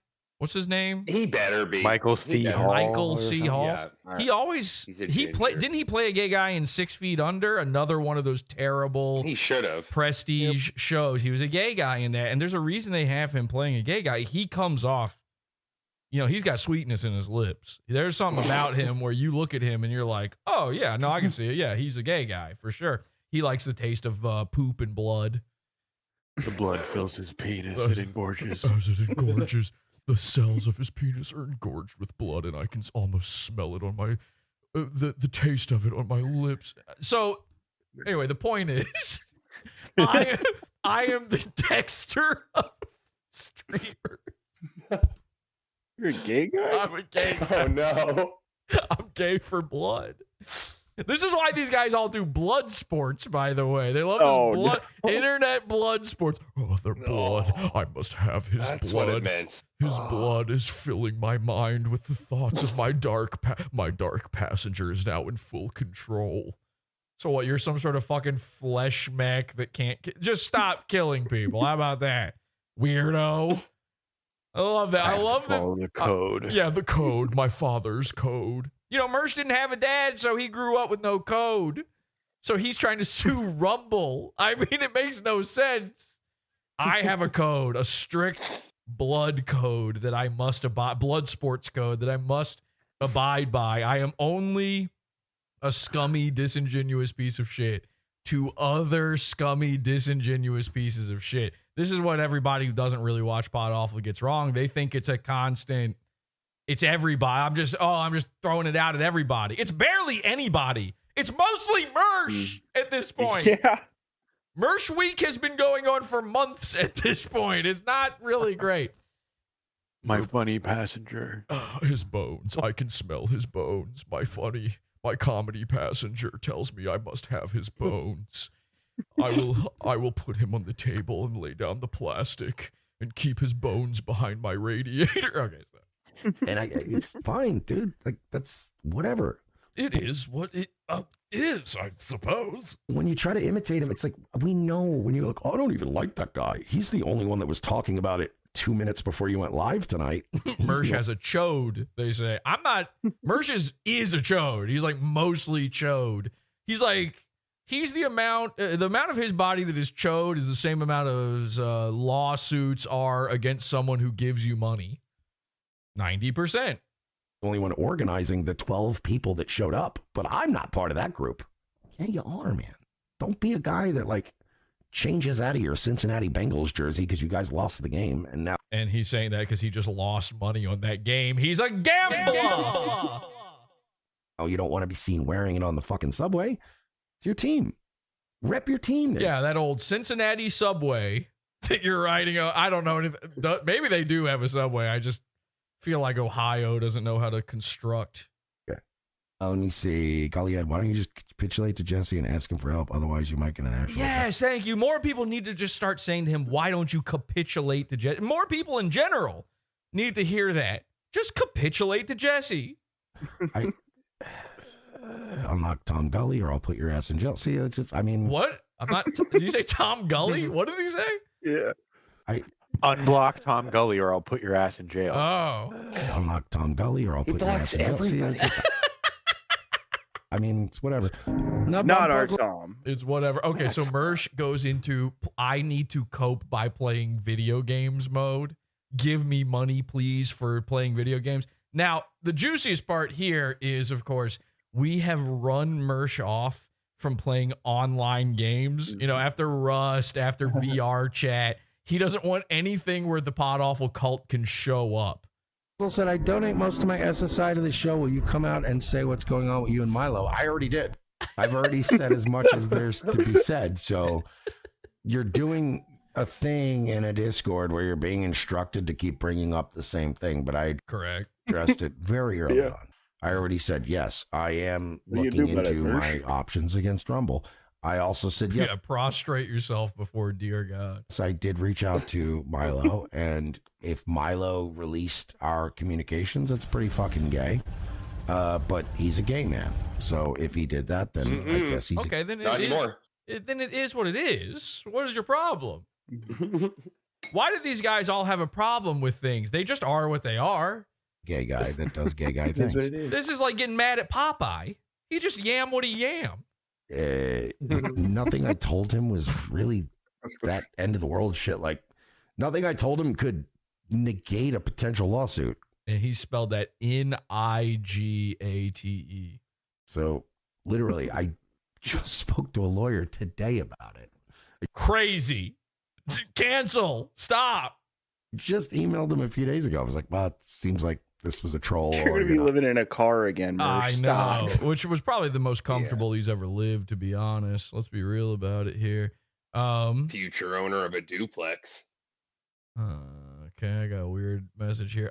So let me just look here. I messaged Siraj, the guy he wants to sue. It's really we're saying Rumble, but it's really this guy at Rumble, Siraj. And I sent him all of the screenshots of this email. And I said, are you aware that Mersh wants to sue you? And he responded, hi, Jesse, just read through your messages and screenshots. How did you obtain this email exchange? And I said, it was given to me by the person Mersh sent it to. He has been openly discussing this now on Nightwave. He says, can you send me the link to one of his videos where he discusses this? So I sent him this video. Nice. Where he keeps shout out Angie, where he keeps confirming over and over again that this happened. I said, I don't have any of the times previous to this marked down, but there's a clip of him reacting to these emails being leaked. He confirms their authenticity. He's been hinting at this for months, though, including mentioning you a few times. There's so many Nightwave episodes, I don't know if I could find them. Because, you know, he's been live every night for 55 days. So Siraj says, it's okay. Don't worry about it. Appreciate you sending me this. I said, just to be clear, Royce knows about this, but I don't think he has any intent to do the same. Mersh thinks he could make. I told him how much Mersh thinks he's going to make off of this. So, you know, I wanted it to be clear. I wanted him to think clearly about this. You know, Royce might not be suing him, but Royce knows that Mersh is. Do with that knowledge what you will, Siraj. That's up to you. Not interested, so I'm gonna contact my. So yeah, I already discussed all that. Gully head, I read them. Go ahead, refund them. Go ahead, go for it. Yeah, gully head. Have fun. Figure it out. I read them. He did not, by the way. He skipped a message, and so they started complaining about it, and then he starts having a hissy fit that he did read it. I read your goofy little super chats. Unlock Tom Gully or I'll put your ass in jail. First the criminal, then through civil. There was another one. There was another one. There you go. I read the whole. Oh, you know what? That's what it was. He didn't say the first the criminal, then the civil thing. Actually, yeah, so he just read it for the first time all the way then. That's what it was. Unlock Tom Gully or I'll put your ass in jail. First the criminal, then through civil. He tried to skip that part because he knew, oh, wait, that's the clip of me saying I'm going to sue Jesse. There you go. I read the whole last one. Now go cry about it. And whoa! By the way, there is no legal case in America that has established that super chats are readable. Good luck. That doesn't make any sense, what you said out loud. Fuck. Thank you for the tip. I'm going to get out of here. I'm going to eat some food. If that's not the case, then why are you capitulating to Jesse and reading them? Go to sleep. Maybe that 376 where I just somehow made money off of it kind of hurt you in the end. My show tomorrow, do my other show tomorrow, and then we're gonna have to. By the way, the lore on that is still muddied. I saw somebody get this wrong earlier. Just to be clear, I sent Mersh $376, becoming his top donor. Mersh did not read my message, so I did reverse it. I tried it through PayPal, but it didn't work through PayPal, so I did it through my bank. And while I was doing it through my bank, Mersh sent me $15 on PayPal as a like, oh yeah, here's your money sort of thing, like thinking he was joking. And then I got back the full 376 from my bank. No matter what he says, I've shown the reversal from my bank account. It was reversed. So just to be clear, the full Canaan on this is I made $15 pranking Mersh. He could not afford it either. Zen Rhino money. Yeah, Zen Rhino wishes he could have done something like that. Figure some shit out. Oh, man.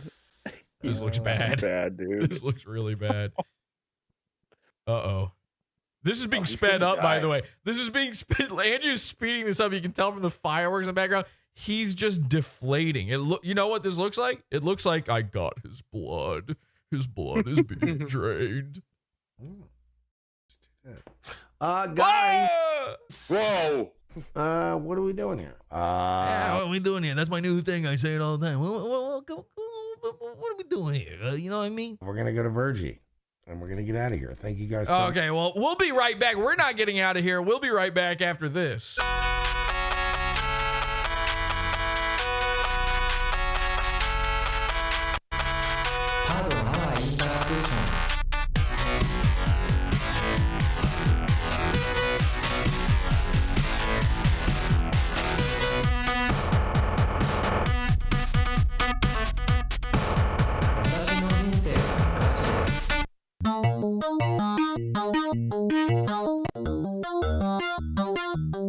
Is this the cult if I ever heard one? Yes, it is. It's the cult. I mean, it's the cult of cult.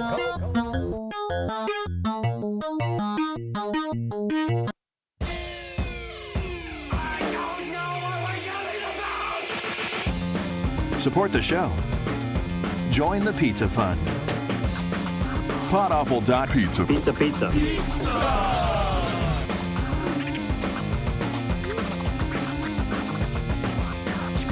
PodAwful.pizza.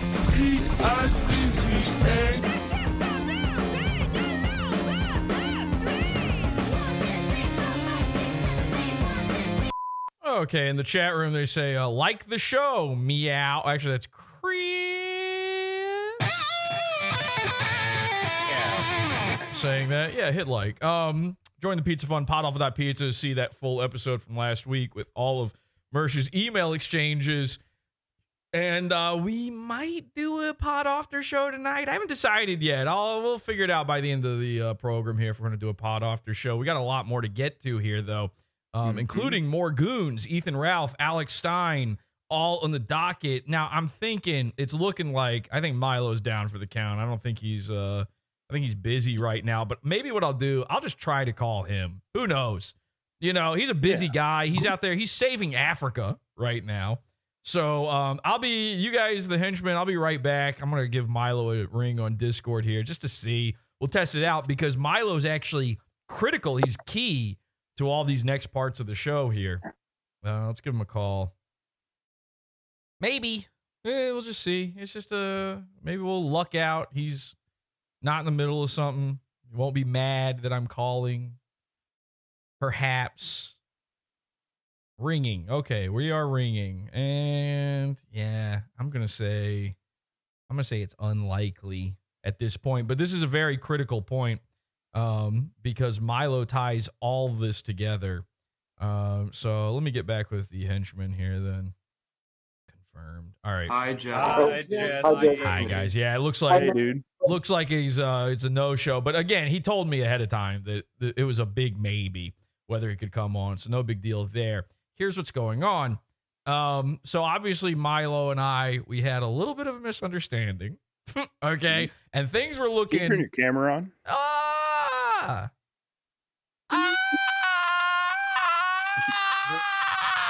Does that help? Nice. There he is. All right. Yeah, looking good. Thank you so much. Oh, we're taking calls, by the way. If you want to call in, podawful.com/cult, join the call-in channel. Look at this, guys. Boont is calling in. Hi, Boont. Did you have something you wanted to add?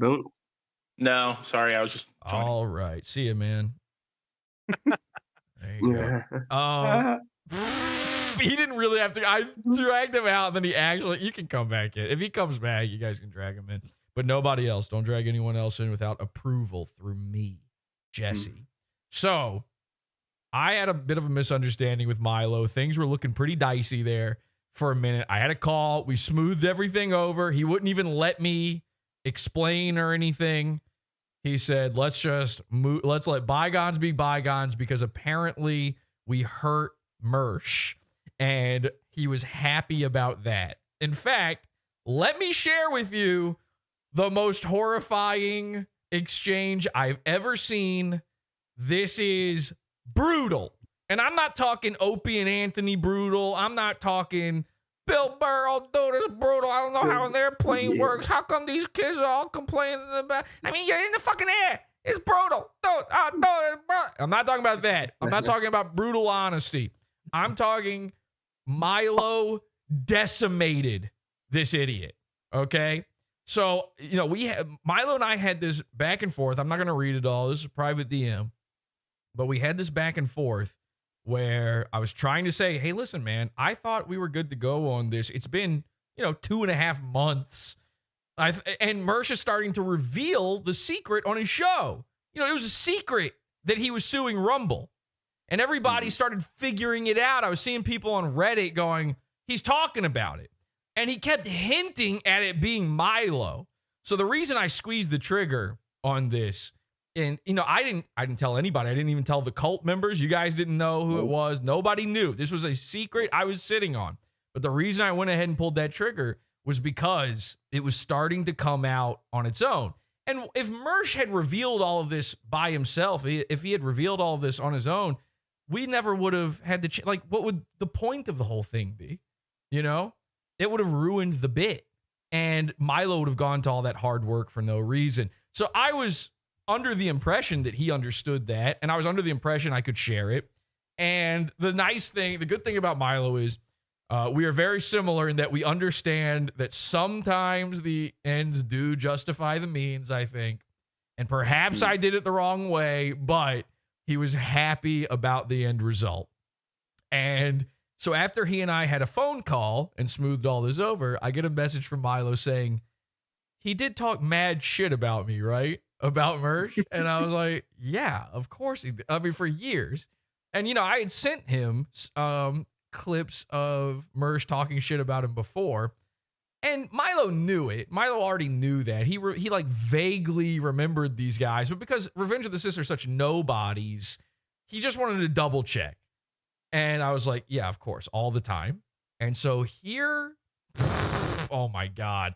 Here's what Milo and Mersh exchanged. So after, Mersh said in that clip that he had told Milo how to get his cat back and that he thought they were cool, right? They were having message exchanges.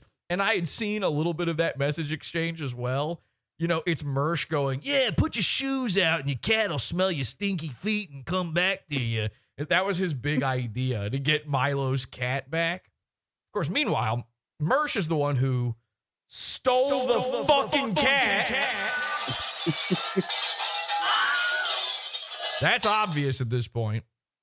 And then, he's writing this diary entry to Milo, and Milo's response is, thanks, friendo.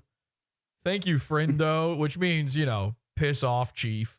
And Mersh finds out about what happened, about this show that we did, and he sent him a little girly message, okay? A little, I can't believe I just found out through text that we're breaking up type message. He says, I'm not sure why you did what you did. I don't understand what exactly that gets you in the end. I'm genuinely curious what you get out of this. He whines into the ether. Ladies and gentlemen, let's find out. I was given express permission that I am allowed to share this by Milo. He said, you can share. Okay. Ladies and gentlemen, what did Milo get out of all of this? Let's go to the big board, shall we? Ooh. Not a good sign, Mersh. You really don't want to see to be on the big board. No, you don't want to. Big You board don't want to looks see the great, big Colonel. board in this state. Okay, so here's Mersh. This is real. Here's Mersh's message to Milo. I'm not sure why you did what you did. What do you get out of this? Milo's response is one of the most devastating text messages I've ever read. This is career ending for most people. Again, Mersh, open up a YouTube channel, start taking every single super chat you can. It's over otherwise. We've done it. This is it. And I don't want your career to be over. I want you to live forever against your will, connected to my machines, pumped full of goo, where I can smell your blood. Here we go. Milo responds, did you think you could talk mad shit about me for years, and then I would just, what, help you? Out of the goodness of my heart? Are you retarded? You're a nobody, and no one will remember your name or your career, but I remember every motherfucker who had a big mouth and something to say when I was banned for 8 years off everything, and it was safe to come for me, and you all thought there would be no consequences? Fuck you. Fuck your nothing-ass show, and fuck your whole family. Kisses.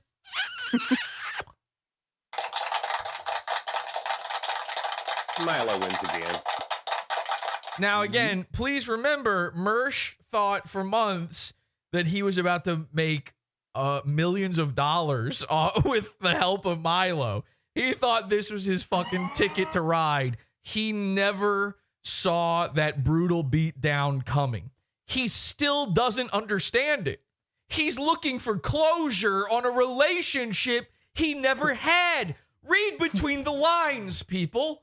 Look at this the way it's actually intended. Look at what really happened here. Mersh got catfished. Oh, God. Yeah. Mersh got catfished into a gay relationship where he was the gay guy, by the way.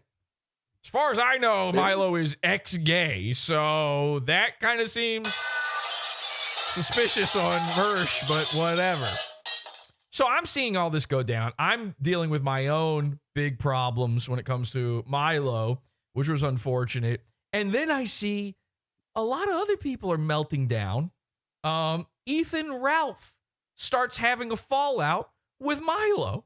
And it's out of nowhere. Take a look at this. This is, he deleted a bunch of videos talking about this actually, but this is from one of the surviving videos from Ralph's Twitter. And then Ralph was live. He was live streaming it somewhere in Mexico. And for whatever reason, in the middle of watching, La Cucaracha go on with this Mexican parade, he decided to start shitting on Milo. Maybe we can make Milo sober again. He had a big thing about me being sober for 90 days. I don't think Milo can be sober for 24 hours, actually.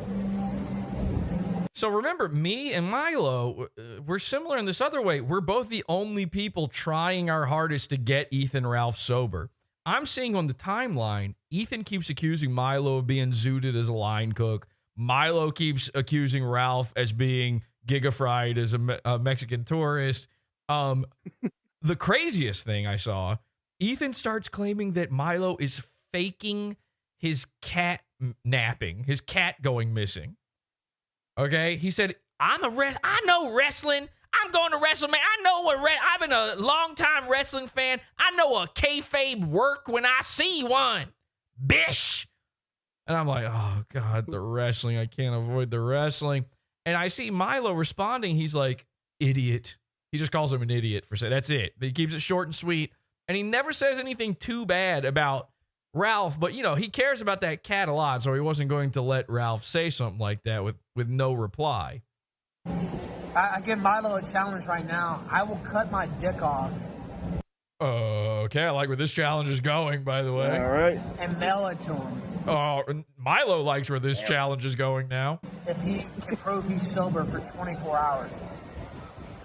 Milo, take the challenge. Now, by the way, this has all been smooth. They smoothed everything over. So Milo and I have a problem. We smooth it over. Ethan and Milo have a problem. They smooth it over. Ethan and I had a problem. You might remember. We've smoothed it over. We're following each other on Twitter again. Everything's fine.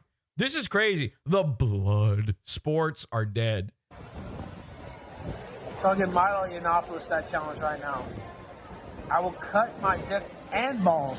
Both. Whoa! Package deal, baby. You got a little something extra. Off and mail it to the mansion that he's squatting in.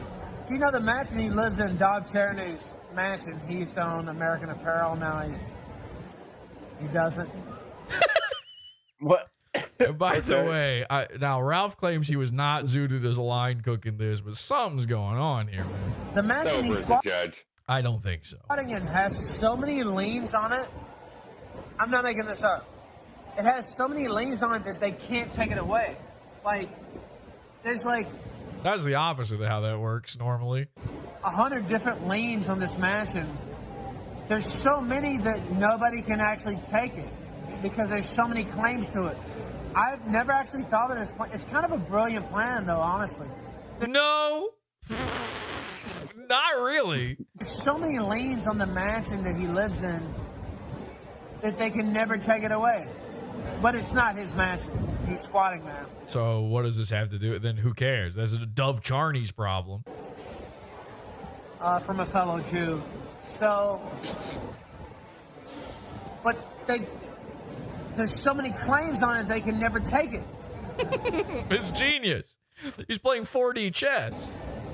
It's like, wow. Okay, there's. I'm not kidding. I said 100, but there's literally like 45 to 100 claims, different liens on this mansion, and so nobody can officially claim it. It's a life hack. Yeah, it is. It's actually a life hack. Yeah, try it. And see how that works in Mexico, he actually. lives there with a eunuch. I don't actually know if the tranny actually did the whole. Don't talk about snip Miles or like not. that. Come on, our good buddy Miles, Pariah the doll. We've made friends. Oh, Miles, straightest guy ever. we love Miles. Hey, that's cool. Listen, we want them going back. What are you mad about? Like, oh, the guy's pretending to be what he is now. What is the problem? It is what it is, guys. You should be proud of Miles for finally being what it is. But, He's always been a straight guy. He just hit it. Right. and he's doing this fake thing. So basically, he pretended to be like, a very slightly passable trans for however many years, hung out with a bunch of actual female models and saw them naked and stuff. He scammed them. It's the greatest con ever pulled. Yeah. You think this fucking 4D chess Dove Charney move is good? Dove Charney wishes he thought of dressing as a lady so he could, see a bunch of big-titted models. He got Miles is hanging out with Leah and all the girls. Yeah. What's that other one? Gate his way to the top. That one that was on Fish Tank for a minute. With the cat that's missing. Yeah, he gate his way to the bottom, probably. Let's be honest, but I don't believe it's missing. I believe either one, the cat's dead, or two, he's LARPing and the cat will be found and it'll be, oh my. But that's like a no way. Like, okay, so if he finds his cat, it's fake, but also if he doesn't, it's fake. God, we found the cat and a mustachioed man that happens to be, look exactly like Milo Yiannopoulos, who I think is also one of these transes that hangs out. Listen, Visage will collect the $25,000. By the way, Pariah the doll, good friend of Nick Fuentes, but only back when it was a lady. Now that he's Miles, not so much friends with Nick Fuentes anymore. Yeah. Nick Fuentes is like, being a guy is gay as he swirls his cum champagne. One or the other. Either that, the cat's already dead or gone. You know it's gay? He's got all these ideas about what's gay. It's really incredible. And honestly, I agree with a lot of them. Women are gay. Yeah. Being with girls is gay, he says. Okay, so you're trans, but you go back to being a guy? I mean, sorry, but that's gay. Going back to being a guy, that's gay. I mean, Revenge of the Cis. I mean, first of all, Star Wars. But, yeah, I ain't buying it. But, I ain't buying his bullshit about Loomer either. And I don't like Laura Loomer. But she walked up into the White House Oval Office and she said... All right, you get it. So then, Milo reaches out at some point during this exchange and says, like, Ralph, you are obviously not doing well here. This is not going good for you. I'm willing to pay for a month of in-home rehab care for you. And all of a sudden, Ralph's demeanor starts changing on this a little bit. He's like, okay, now I'm listening. And in the meantime, during all of this, Milo did unfollow him. And I'll tell you, that's devastating because, I had my issues with Milo. He never unfollowed me. So it's bad. Milo takes the cat thing seriously. He wasn't going to let that slide. Here's another video. This one was saved, luckily, one of the deleted videos that Ethan tried to call out Milo in. Milo. I apologize. It is vertical. I've only got a vertical version of it now for some reason. The fact of the matter is, you were always propped up by people who were more important than you. Now listen to this. So he says Milo's propped up by other people that are more important. Who are those people? Steve Bannon, the Mershers. Kanye? What? The Mershers? Okay. Wow. He named Mersh before Yee. Wow. So Yee, you call him. Was he an old-timey guy? He's a bard. Yee. Yay. Look upon Yee. It's a Canadian works. pronunciation. Yeah. More important than you. Steve Bannon, the Mershers. The Mershers. Wow. Those guys, they're footing all of Milo's bills. Ding, ding, ding, ding, ding. Ding, ding, ding, ding, ding. Anybody else with any type of money, Kanye West. You were never anything but a drug addict and a loser. And you have the nerve to talk shit about me. You have the nerve to run when confronted by me. You have nothing to say about me. You have a lot to say about Laura Loomer. Of course, all of it was false and proven false. I don't care about this Loomer thing at all. Okay, get Loomered. Who cares? So apparently he's propped up by the Mershers. Well, listen, that might have just been a little slip of the tongue, a little gigafry of the tongue. But check this out. Doompill clipped this. I was so happy he saw this. Ethan revealed exactly why he started going after Milo. Oh, yeah. And again, I wasn't kidding. He's really watching Mexican people at some sort of Dia de los Muertos.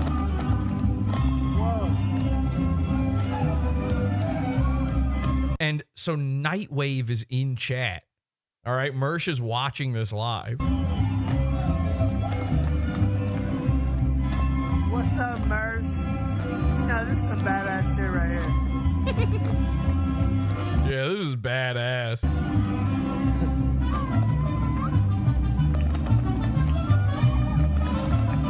Anybody A-logging Mersh is a fucking retard. Hey, Mersh, I did that Milo shit for you today, by the way, brother. Oh, my God.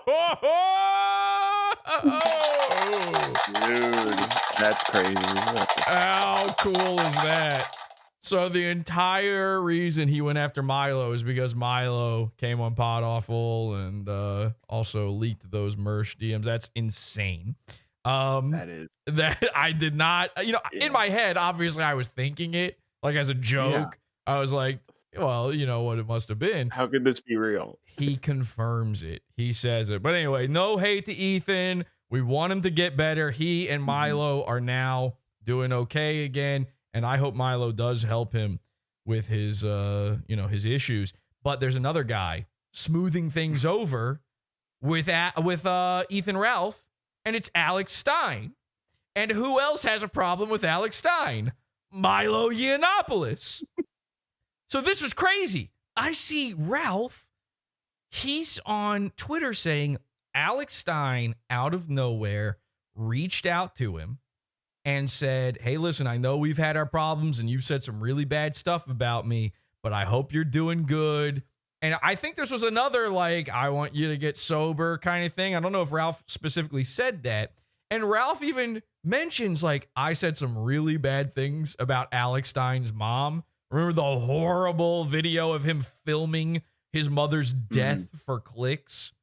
Which I still stand by this. Listen, I don't actually hate Alex Stein, okay? I think he owes me an apology for trying to sue me, Mersh, sue me over jokes, for saying he was sending bounty hunters after my parents. I deserve an apology. I will not stop making fun of him until I receive that apology. However, no matter what happens, that video of him filming his dying mother, who, by the way, was probably killed by that hospital. He's probably right. That hospital probably ended her life, and it's a tragedy. It's horrifying, horrible. And I've never said anything otherwise. And remember, Alex is the guy who would lie back in the day and say we made fun of his dead mom when we had never even mentioned it. And it took You only made fun of the poem. I only made fun of a terrible poem he made, and even that was behind the paywall. We never said shit about his mom. And then he kept saying that to the point where I'm like, let me watch this video. I will stand by this for the rest of my life. You know, Alex Stein could become my best friend tomorrow. And that's the most fucked up video I've ever seen in my entire life. And honestly, Alex, you should delete it from the internet. It's a mess. So I replied that to Ethan's tweet. Ethan was like, I'm good with me and Alex are good now. And I'm like, what is happening? You know, the barriers of the internet, they're all coming undone. The blood sports, the blood is dead. It's all gone now. And then I remembered something. Wait a second. A few days before this, I called into Alex Stein's show live. Alex was stupid enough to have an open phone line. By the way, to his cell phone. I already knew this number. It's the same number I called when he was on Fish Tank. Okay? So he had booked a guest, Charleston White, and wouldn't you know it, the guy didn't show up. He just decided not to come, or he was like an hour and a half late. You know, he was on CPT. So Alex had to fill that time. So what he did was he got some big fat white girl that no one's ever heard of to sit in with him. And then he just took calls and just, it's just one of those desperate, here, where are our props? Let's grab all our props. Let's scream. Let's fill in all the time we can here. He's taking the calls, and we're all in the Discord trying to call in, trying to make this happen. And none of us are getting on. I got through. Of all of us trying, I got through. Again. And here's what happened. Caller, what's your name, and what do you got to say before you go? So this is somebody else. All right. So that person calls, they hang up. You can see, by the way, the mess that is this show. What the fuck is this? You know what this looks like? His show looks like when Norm Macdonald would make fun of David Letterman, when he would do the sketch parodying David Letterman, where it's like, they don't even mention it, but it starts off with a big statue made of meat. And he's like, a big meat statue. Okay. And then they just keep going. That is this. This is like a desperation attempt to have anything funny happen on the show. He even got out a desk for this. He doesn't normally have a desk. So this other guy's calling in. I'm like, shit, it's busy again. There's no way I'm getting through. But then Dear God prevails. Watch this. All right. Well, that was great. That call was great. John. That's me. I'm John. John. I have to hide my voice. He knows my voice instantly. He's so terrified of it. John, you're live on the air with Ruth Banks and Alex Stein. How can we help you, sir? God-awful one. Oh, my. Yes, he did. Yeah! It is what it is. But at the end of the day, I am gay. Okay, so let's watch that. Actually, I've got another version of this. I should have had this one prepared. Let's watch the version of this where I really break down his absolute fear of Pod Awful. He's I was gonna say Mersh. Alex has some fans of his show that are really staunch defenders. Oh my god! I've been dealing with some of Alex's chat rats, and they hate this clip. Look at this. And Alex Stein, how can we help you, sir? Pod Awful 1. Oh my gosh! Of course, is that freaking Jesse from Pod Awful. Oh my god! Look at that. Look at that brief look of absolute unmitigated fear. His mouth is about to go inside his nose. He's so terrified. And remember when it was on Fish Tank when I called him, he hit it so fast. Like it was just my voice. He did. That was instant. With the quickness. I didn't even say Pod Awful. I didn't even say Pod Awful. The only reason he didn't hang up on me just as fast this time, his finger slipped and he missed the button. He was in such a sweaty panic over this one. So he does a move though. Now, remember, I've called him now. This will be the third time, actually. This is the third time that I have called him live on a stream and he went into panic mode over it. So what does he do? He tries to collect himself and he tries to get everything back where he looks like he's in control again. How do you cope? How do you, it is what it is, your way out of this? Gosh, of course, is that freaking Jesse from Pod Awful. That's a move. And see, it's stupid. His fans, the chat rats are stupid enough to fall for a move like this. He thinks I'm willing to say his name. I'm willing to say Pod Awful. Well, then let me talk. Why hang up? If you're willing to say Pod Awful, that's all I said was Pod Awful 1. Why the quick hang up? So he thinks he's owning it by actually talking about me. Listen to this. This guy, Pod Awful, all he does is watch all my stuff. But, shout out Jesse. By the way, I didn't even watch this full episode. We never... Everybody knows what I watch. We're watching it in Discord together. We watch Mersh. The end! Somebody just tagged me and was like, hey, Alex is taking calls right now. You're going to want to get in on this. We don't watch his stuff, but that's, again, when you claim everyone is obsessed, it is what it is. Yeah, I hope he gets some content from it. And, honestly, I know Thank you. He's going to use this. Jesse hates. What are you even saying? I don't even hate Jesse like that. I wish Jesse the best. Then why did you try to murder my parents with bounty hunters? You don't hate me. You're going to take me to court over some other guy making a parody Twitter account about you. And, good for him. I'll tell you this much, though, Ruth. When you deal with people on the internet. He doesn't know what to say. This is panic talk. Okay. And so he brings in whoever this is. Okay. This couch potato. They become obsessed with you. So have you ever had that instance where you make a clip and somebody's kind of obsessed over you? Mersh has said this. Obsessed. His phone started to ring again there at the end. Oh, wait, what? That instance where you make a clip and somebody's kind of obsesses over you.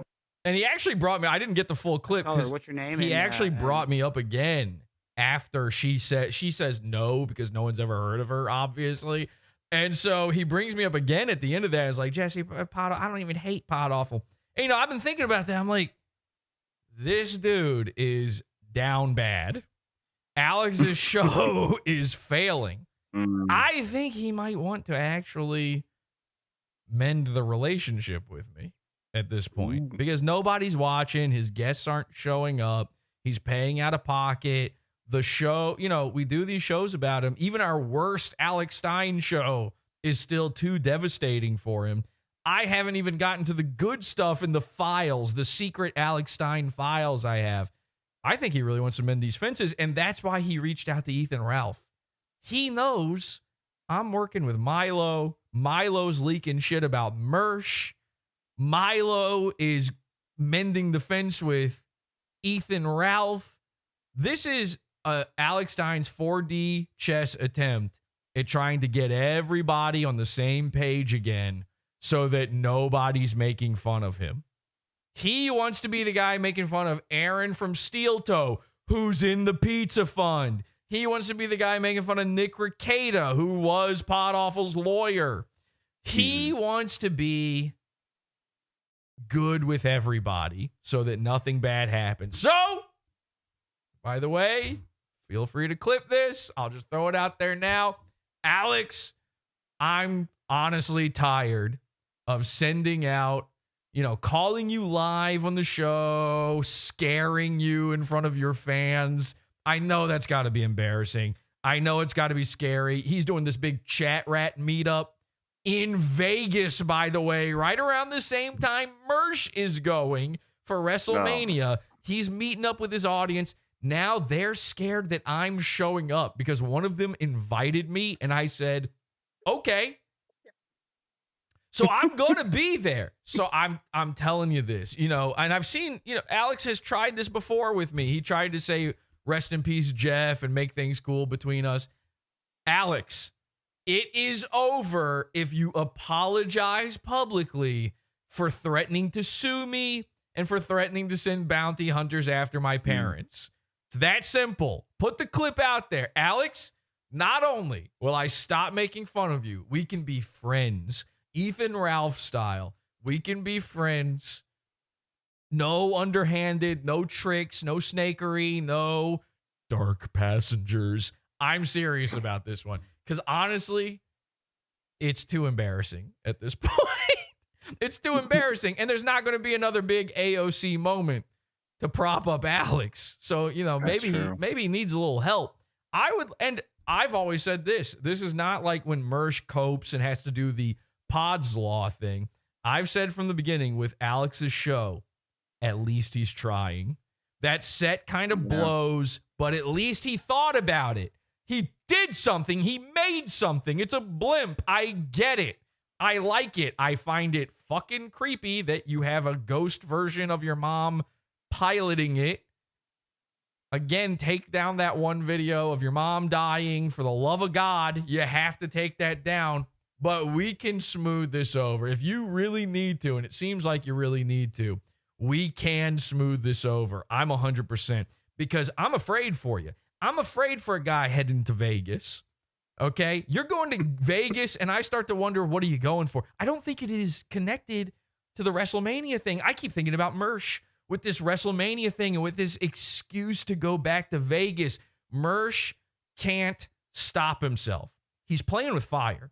He's playing with fire with this lawsuit. He's playing with fire with these super chats.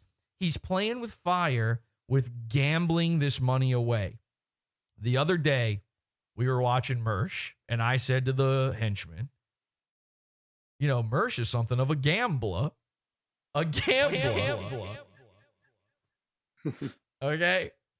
And then it hit me. I think it hit all of us in the same moment that I said that. I don't know what led me to this, but I just go, he's a GAMbLA. And then I go,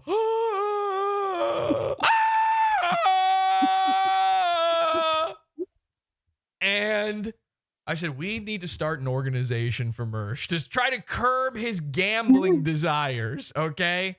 It's a secret, anonymous organization where like-minded men like Mersh can meet up. They can go to Vegas together. Alex Stein, Mersh, Hackamania is in Vegas, by the way. All of these guys can join GAMbLA, all right, and be a part of it. We just need to get the idea to Mersh. Now, of course, he doesn't want to listen to me. He doesn't want to listen to any of us when it comes to these things, so we have to kind of sneak it in there. We have to get other card-carrying members of GAMbLA to get him on board with this idea. So I know what you're thinking, okay? Some of you are out there thinking, GAMbLA, what are you talking about, Jesse? I'll show you, all right? Here's Mersh taking a super chat about it. Take a look at this. Gay twink boy parties going on. Okay, that is a coincidence that this clip starts with that. That has nothing to do with the very next thing that's about to happen. Mersh's inner child for 5 said, I'm a bit of a gambler myself. Let's hope we win these bets. I don't really have a lot of bets today. They got Detroit Tigers. He can't stop. See, he's got bets. This was the other day. He's got no money. He's got bets.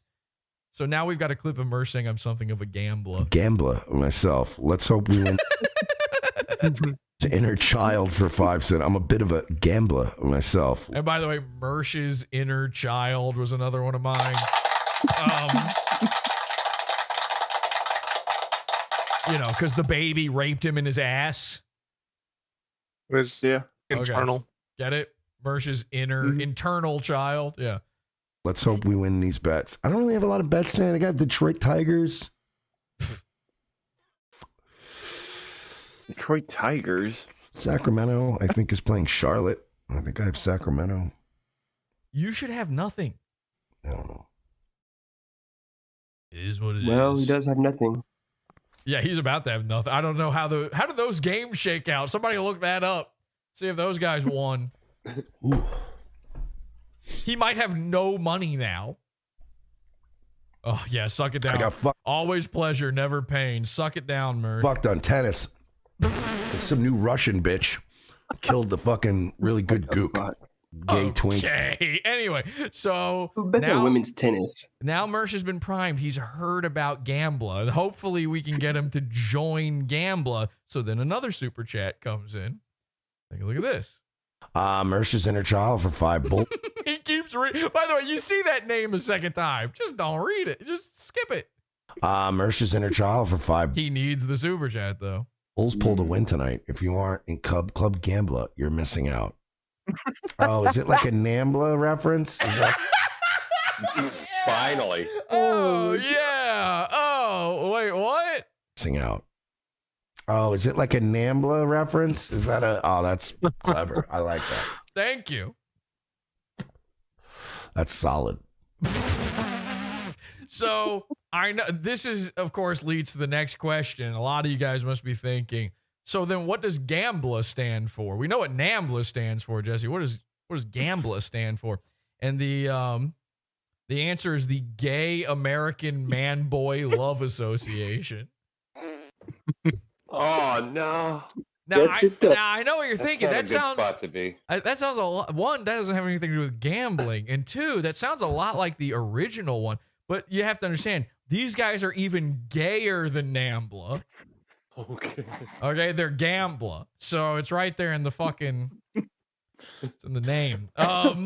So then we had another one. Because of course we did. Because of course he read another GAMbLA super chat.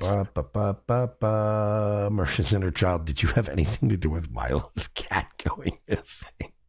Finally, we get our answer. No. What's funny is I actually talked about that last night. I mean, oh, really? I talked about the Milo shit. No, he takes this to mean, does it have anything to do with the Milo lawyer thing? It's like the guy's just talking about Milo's cat, but the lawsuit shit is stuck in his GAMbLA mind.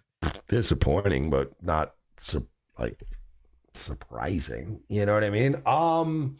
But yeah, no, actually, when his cat went missing, I reached out and was like, yeah, here's some stuff you should do. What is that stuff, Mersh? I don't know if he took any of my advice, but, you know, again, I don't like when people's pets are missing. I don't like. Oh, that's nice of you. Just that shit bums me out. He's a good guy. I was nice to you. Even if he is a piece of shit, who, by the way, is still gay. Is still gay. Yeah, after that fucking message you sent him, I mean, how could it? You guys were in a relationship for a few months. He wrote me a whole fucking thing today about yelling at me, going, did you think you were going to talk shit about me and blah, blah, blah, and I was going to help you? No, I betrayed you. I'm a supervillain, like all that shit. And I was like... By the way, the intro of last Wednesday's show is Mersh going, I need to go back to being the internet supervillain. And now Milo's mad for being a supervillain. And then, of course, he's also confirming that the screenshot I just showed you guys is real. So thanks once again, Mersh, for that. Help you? No, I betrayed you. I'm a supervillain, like all that shit. And I was like, yeah, okay, buddy. It's whatever. It is maybe what it... You shared some screenshots that have been floating around anyway. No, they fucking haven't. The lies from this guy, man. Nobody cares. Nobody cares. Tell that to my bank account. Like nobody cared. It wasn't that devastating. Tell that to my bank account. But that being said, Milo is a fake Christian and a homosexual. Oh, really? What makes a guy What fake are you? Christian? Yeah, because what does that make you? Because I got pictures of you spitting on the God hates F slurs guys, and you admitting that you aborted a baby, and I can't be clear enough about this, dabbling in Satanism. Flaming sword and all. But I hope he finds his cat. Like, that's still something I can't. He had a cock in his face, too. Oh, God, yeah. Something I can't budge on. That's something he can't budge on. It budgied on him, but... Oh, yeah, and during this, I completely forgot. During that super chat, he's watching... His big content for this episode was cats having sex. I'm not kidding. He said, look, this is a black cat on top of another cat. While this cat is watching, this is the Royce cat. This is Marie, and this is her bull. Okay, and and Mersh is watching this, and the cats are just going, and I'm not kidding. He's sitting there squirshing in his seat, watching this, loving every second of it. Listen to this. Listen to the very end of this. That's the entire video. There's no like big surprise thing that happens where some funny cat event happens. No, it's just that he's just watching them fuck and loving every minute of it. Last video here, our new card-carrying member of GAMbLA, Mersh. Buds, and then like a Turk, you love GAMbLA, don't you? It's so funny. It's I don't so know. Funny. It really is so simple yet so funny and effective. Buds, and then like a dangly thing. He's got a dangly thing. Which totally isn't gay. Coincidence that this clip starts with that. I got. Oh, we are not. Oh, that swallow. I have to be clear. This was clipped while he was live. That is not edited. These sounds are in there at their normal volume. Very metrosexual at one point. It was pretty weird. So Mersh is talking about the dangly thing. He's like, yeah, I used to have an earring. I used to have, well, I was trying to find out, like, what's the gay ear? Because we instantly, the second he started talking about getting an earring, we're like, he got the gay ear. He got the gay ear. And of course, the joke of the gay ear thing is that no one agrees on which one the gay ear is. Like, my best friend growing up, he went and got the dumb, he's Mersh, basically. I have a friend that is, if he was online, he would be Mersh. And he went when we were little kids, like way too young for this. He went and got his ear pierced, and he got a Bart Simpson stud in his ear. And of course, he kept telling, like, I'm getting my parents said it's okay. I get to go get my ears pierced. We're 6, like we're way too young. Damn. And everybody kept going, don't get in the gay ear. Don't get in the gay ear. He's like, no, I won't. And then he convinced himself that the gay ear was the left ear. Okay, which makes sense. Left-hand path, Satanist, Mersh, gay. So he comes back. He's got it in the right ear. Everybody starts going, that's the gay ear. You're gay. And he's just gay ear. By the way, his name is also Mike. He's gay ear Mike from then on. Now, he's like, no. The left ear is the gay ear. The left ear is the gay ear. And we go, it's our left. Because it's the way we look. So it looks like the left to us because we're looking at you. So he was so upset. And of course, now he's permanently got Bart Simpson installed in him. And we go, and you got a little boy? You're gay. And then he went and got his eyebrows bleached. It was a whole thing. So this is the type of guy. Mersh, he decided to get his ears pierced. And in order to avoid getting it in the gay ear, he got it in both ears. Guess what? That's both of the gay ears. Got very metrosexual at one point. He got metrosexual. He's saying this out loud. Nobody made him say it. You're going to tell me this man didn't join GAMbLA on this night? We actually got, I don't think we have a clip, but we got him to say GAMbLA another time. For whatever reason, we didn't get the clip. I got very metrosexual at one point. It was pretty weird. Somebody said Mike David. Somebody, yeah, well, hey, listen, it's weird. It got weird for his bank after he got the metrosexual makeover. When he was on Facebook a couple years ago, being like, I need to get a brand new style, trying to get a stylist for him, he wanted to go metrosexual again. Milo Yiannopoulos is the gay guy. Have you seen Milo recently, by the way? He looks like a caveman. He's got a scruffy beard, and he's wearing a wolf pelt for some reason. Mersh, you're metro. That's gayer than gay. That's GAMbLA.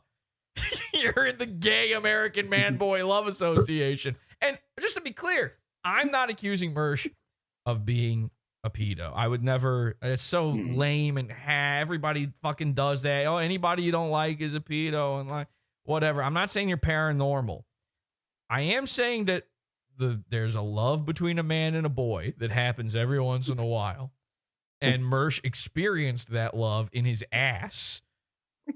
Now that boy happened. It was a perfect crime. That boy happened to be a rented baby, but listen, the love is love. I know that from Mersh's old Facebook profile pictures where he had the equal sign and the flag over it, but love is love. And so if you want to be a Rambler or a GAMbLA, who's to say you shouldn't? Look at one of the vampires from the Lost Boys. Oh, dude. Yeah, so the gayest it could possibly be. All right, that was awesome. It's only my noodle, Mikey.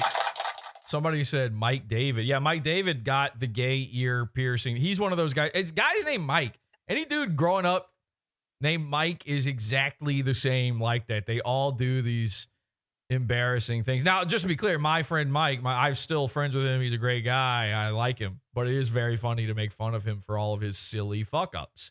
And if Mersh, if this other Mike could just figure it out, that's all it is. That's all any of this is. He's Mr. Give Ya Advice, and nobody on earth should be giving advice less than a GAMbLA.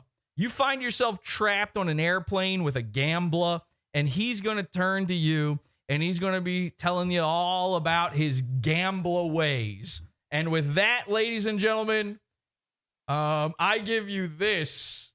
Okay. By the way, I don't think no Pod After show tonight. We'll see you on Wednesday for the Primo episode, and Friday for the $6 level people. We will have another pizza party coming up, ladies and gentlemen. I've got something special for you here, a little treat. Take a listen to this.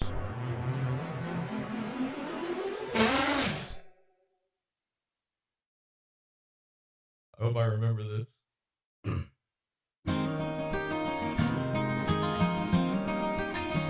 Wait.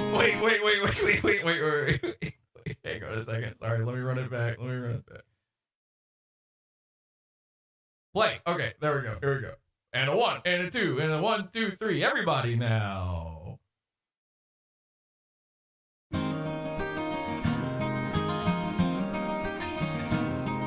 a cold nightwave evening, on a Spirit airliner, I met up with the GAMbLA. I was just trying to sleep, but I noticed him staring through his crossed eyes in the darkness till boredom overtook me. And he began to stream. He said, son, I made a life out of sleeping in people's couches and knowing what the cards were by the way I hold my eyes. So if you don't mind me saying, I can see you're out of pretzels. For a taste of some whiskey, I'll give you bad advice. So I handed him Dr. Pepper, and he drank down my last swallow. Then he bummed a cigarette, and he asked me for a light. I said, I don't really smoke. And his face lost all expression. Said, if you're gonna play lawfare, boy, you gotta learn to play it right. You gotta know when to sue 'em, know when to Jew 'em.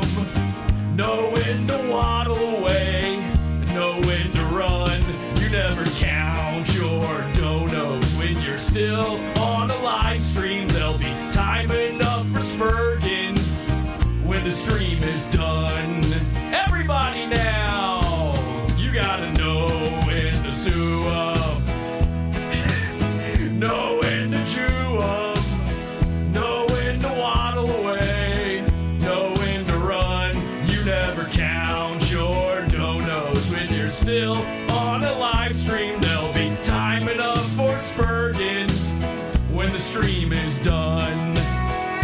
Till next time, everybody, have an awful day.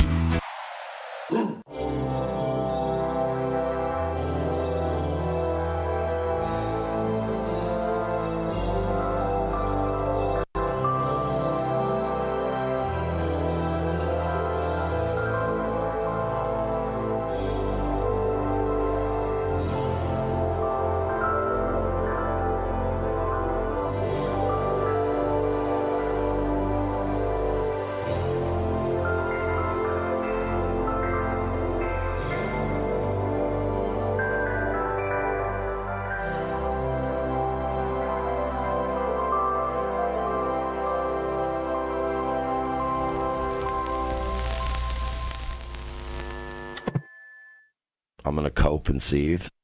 Stop! Stop! Stop! Stop this! Stop this!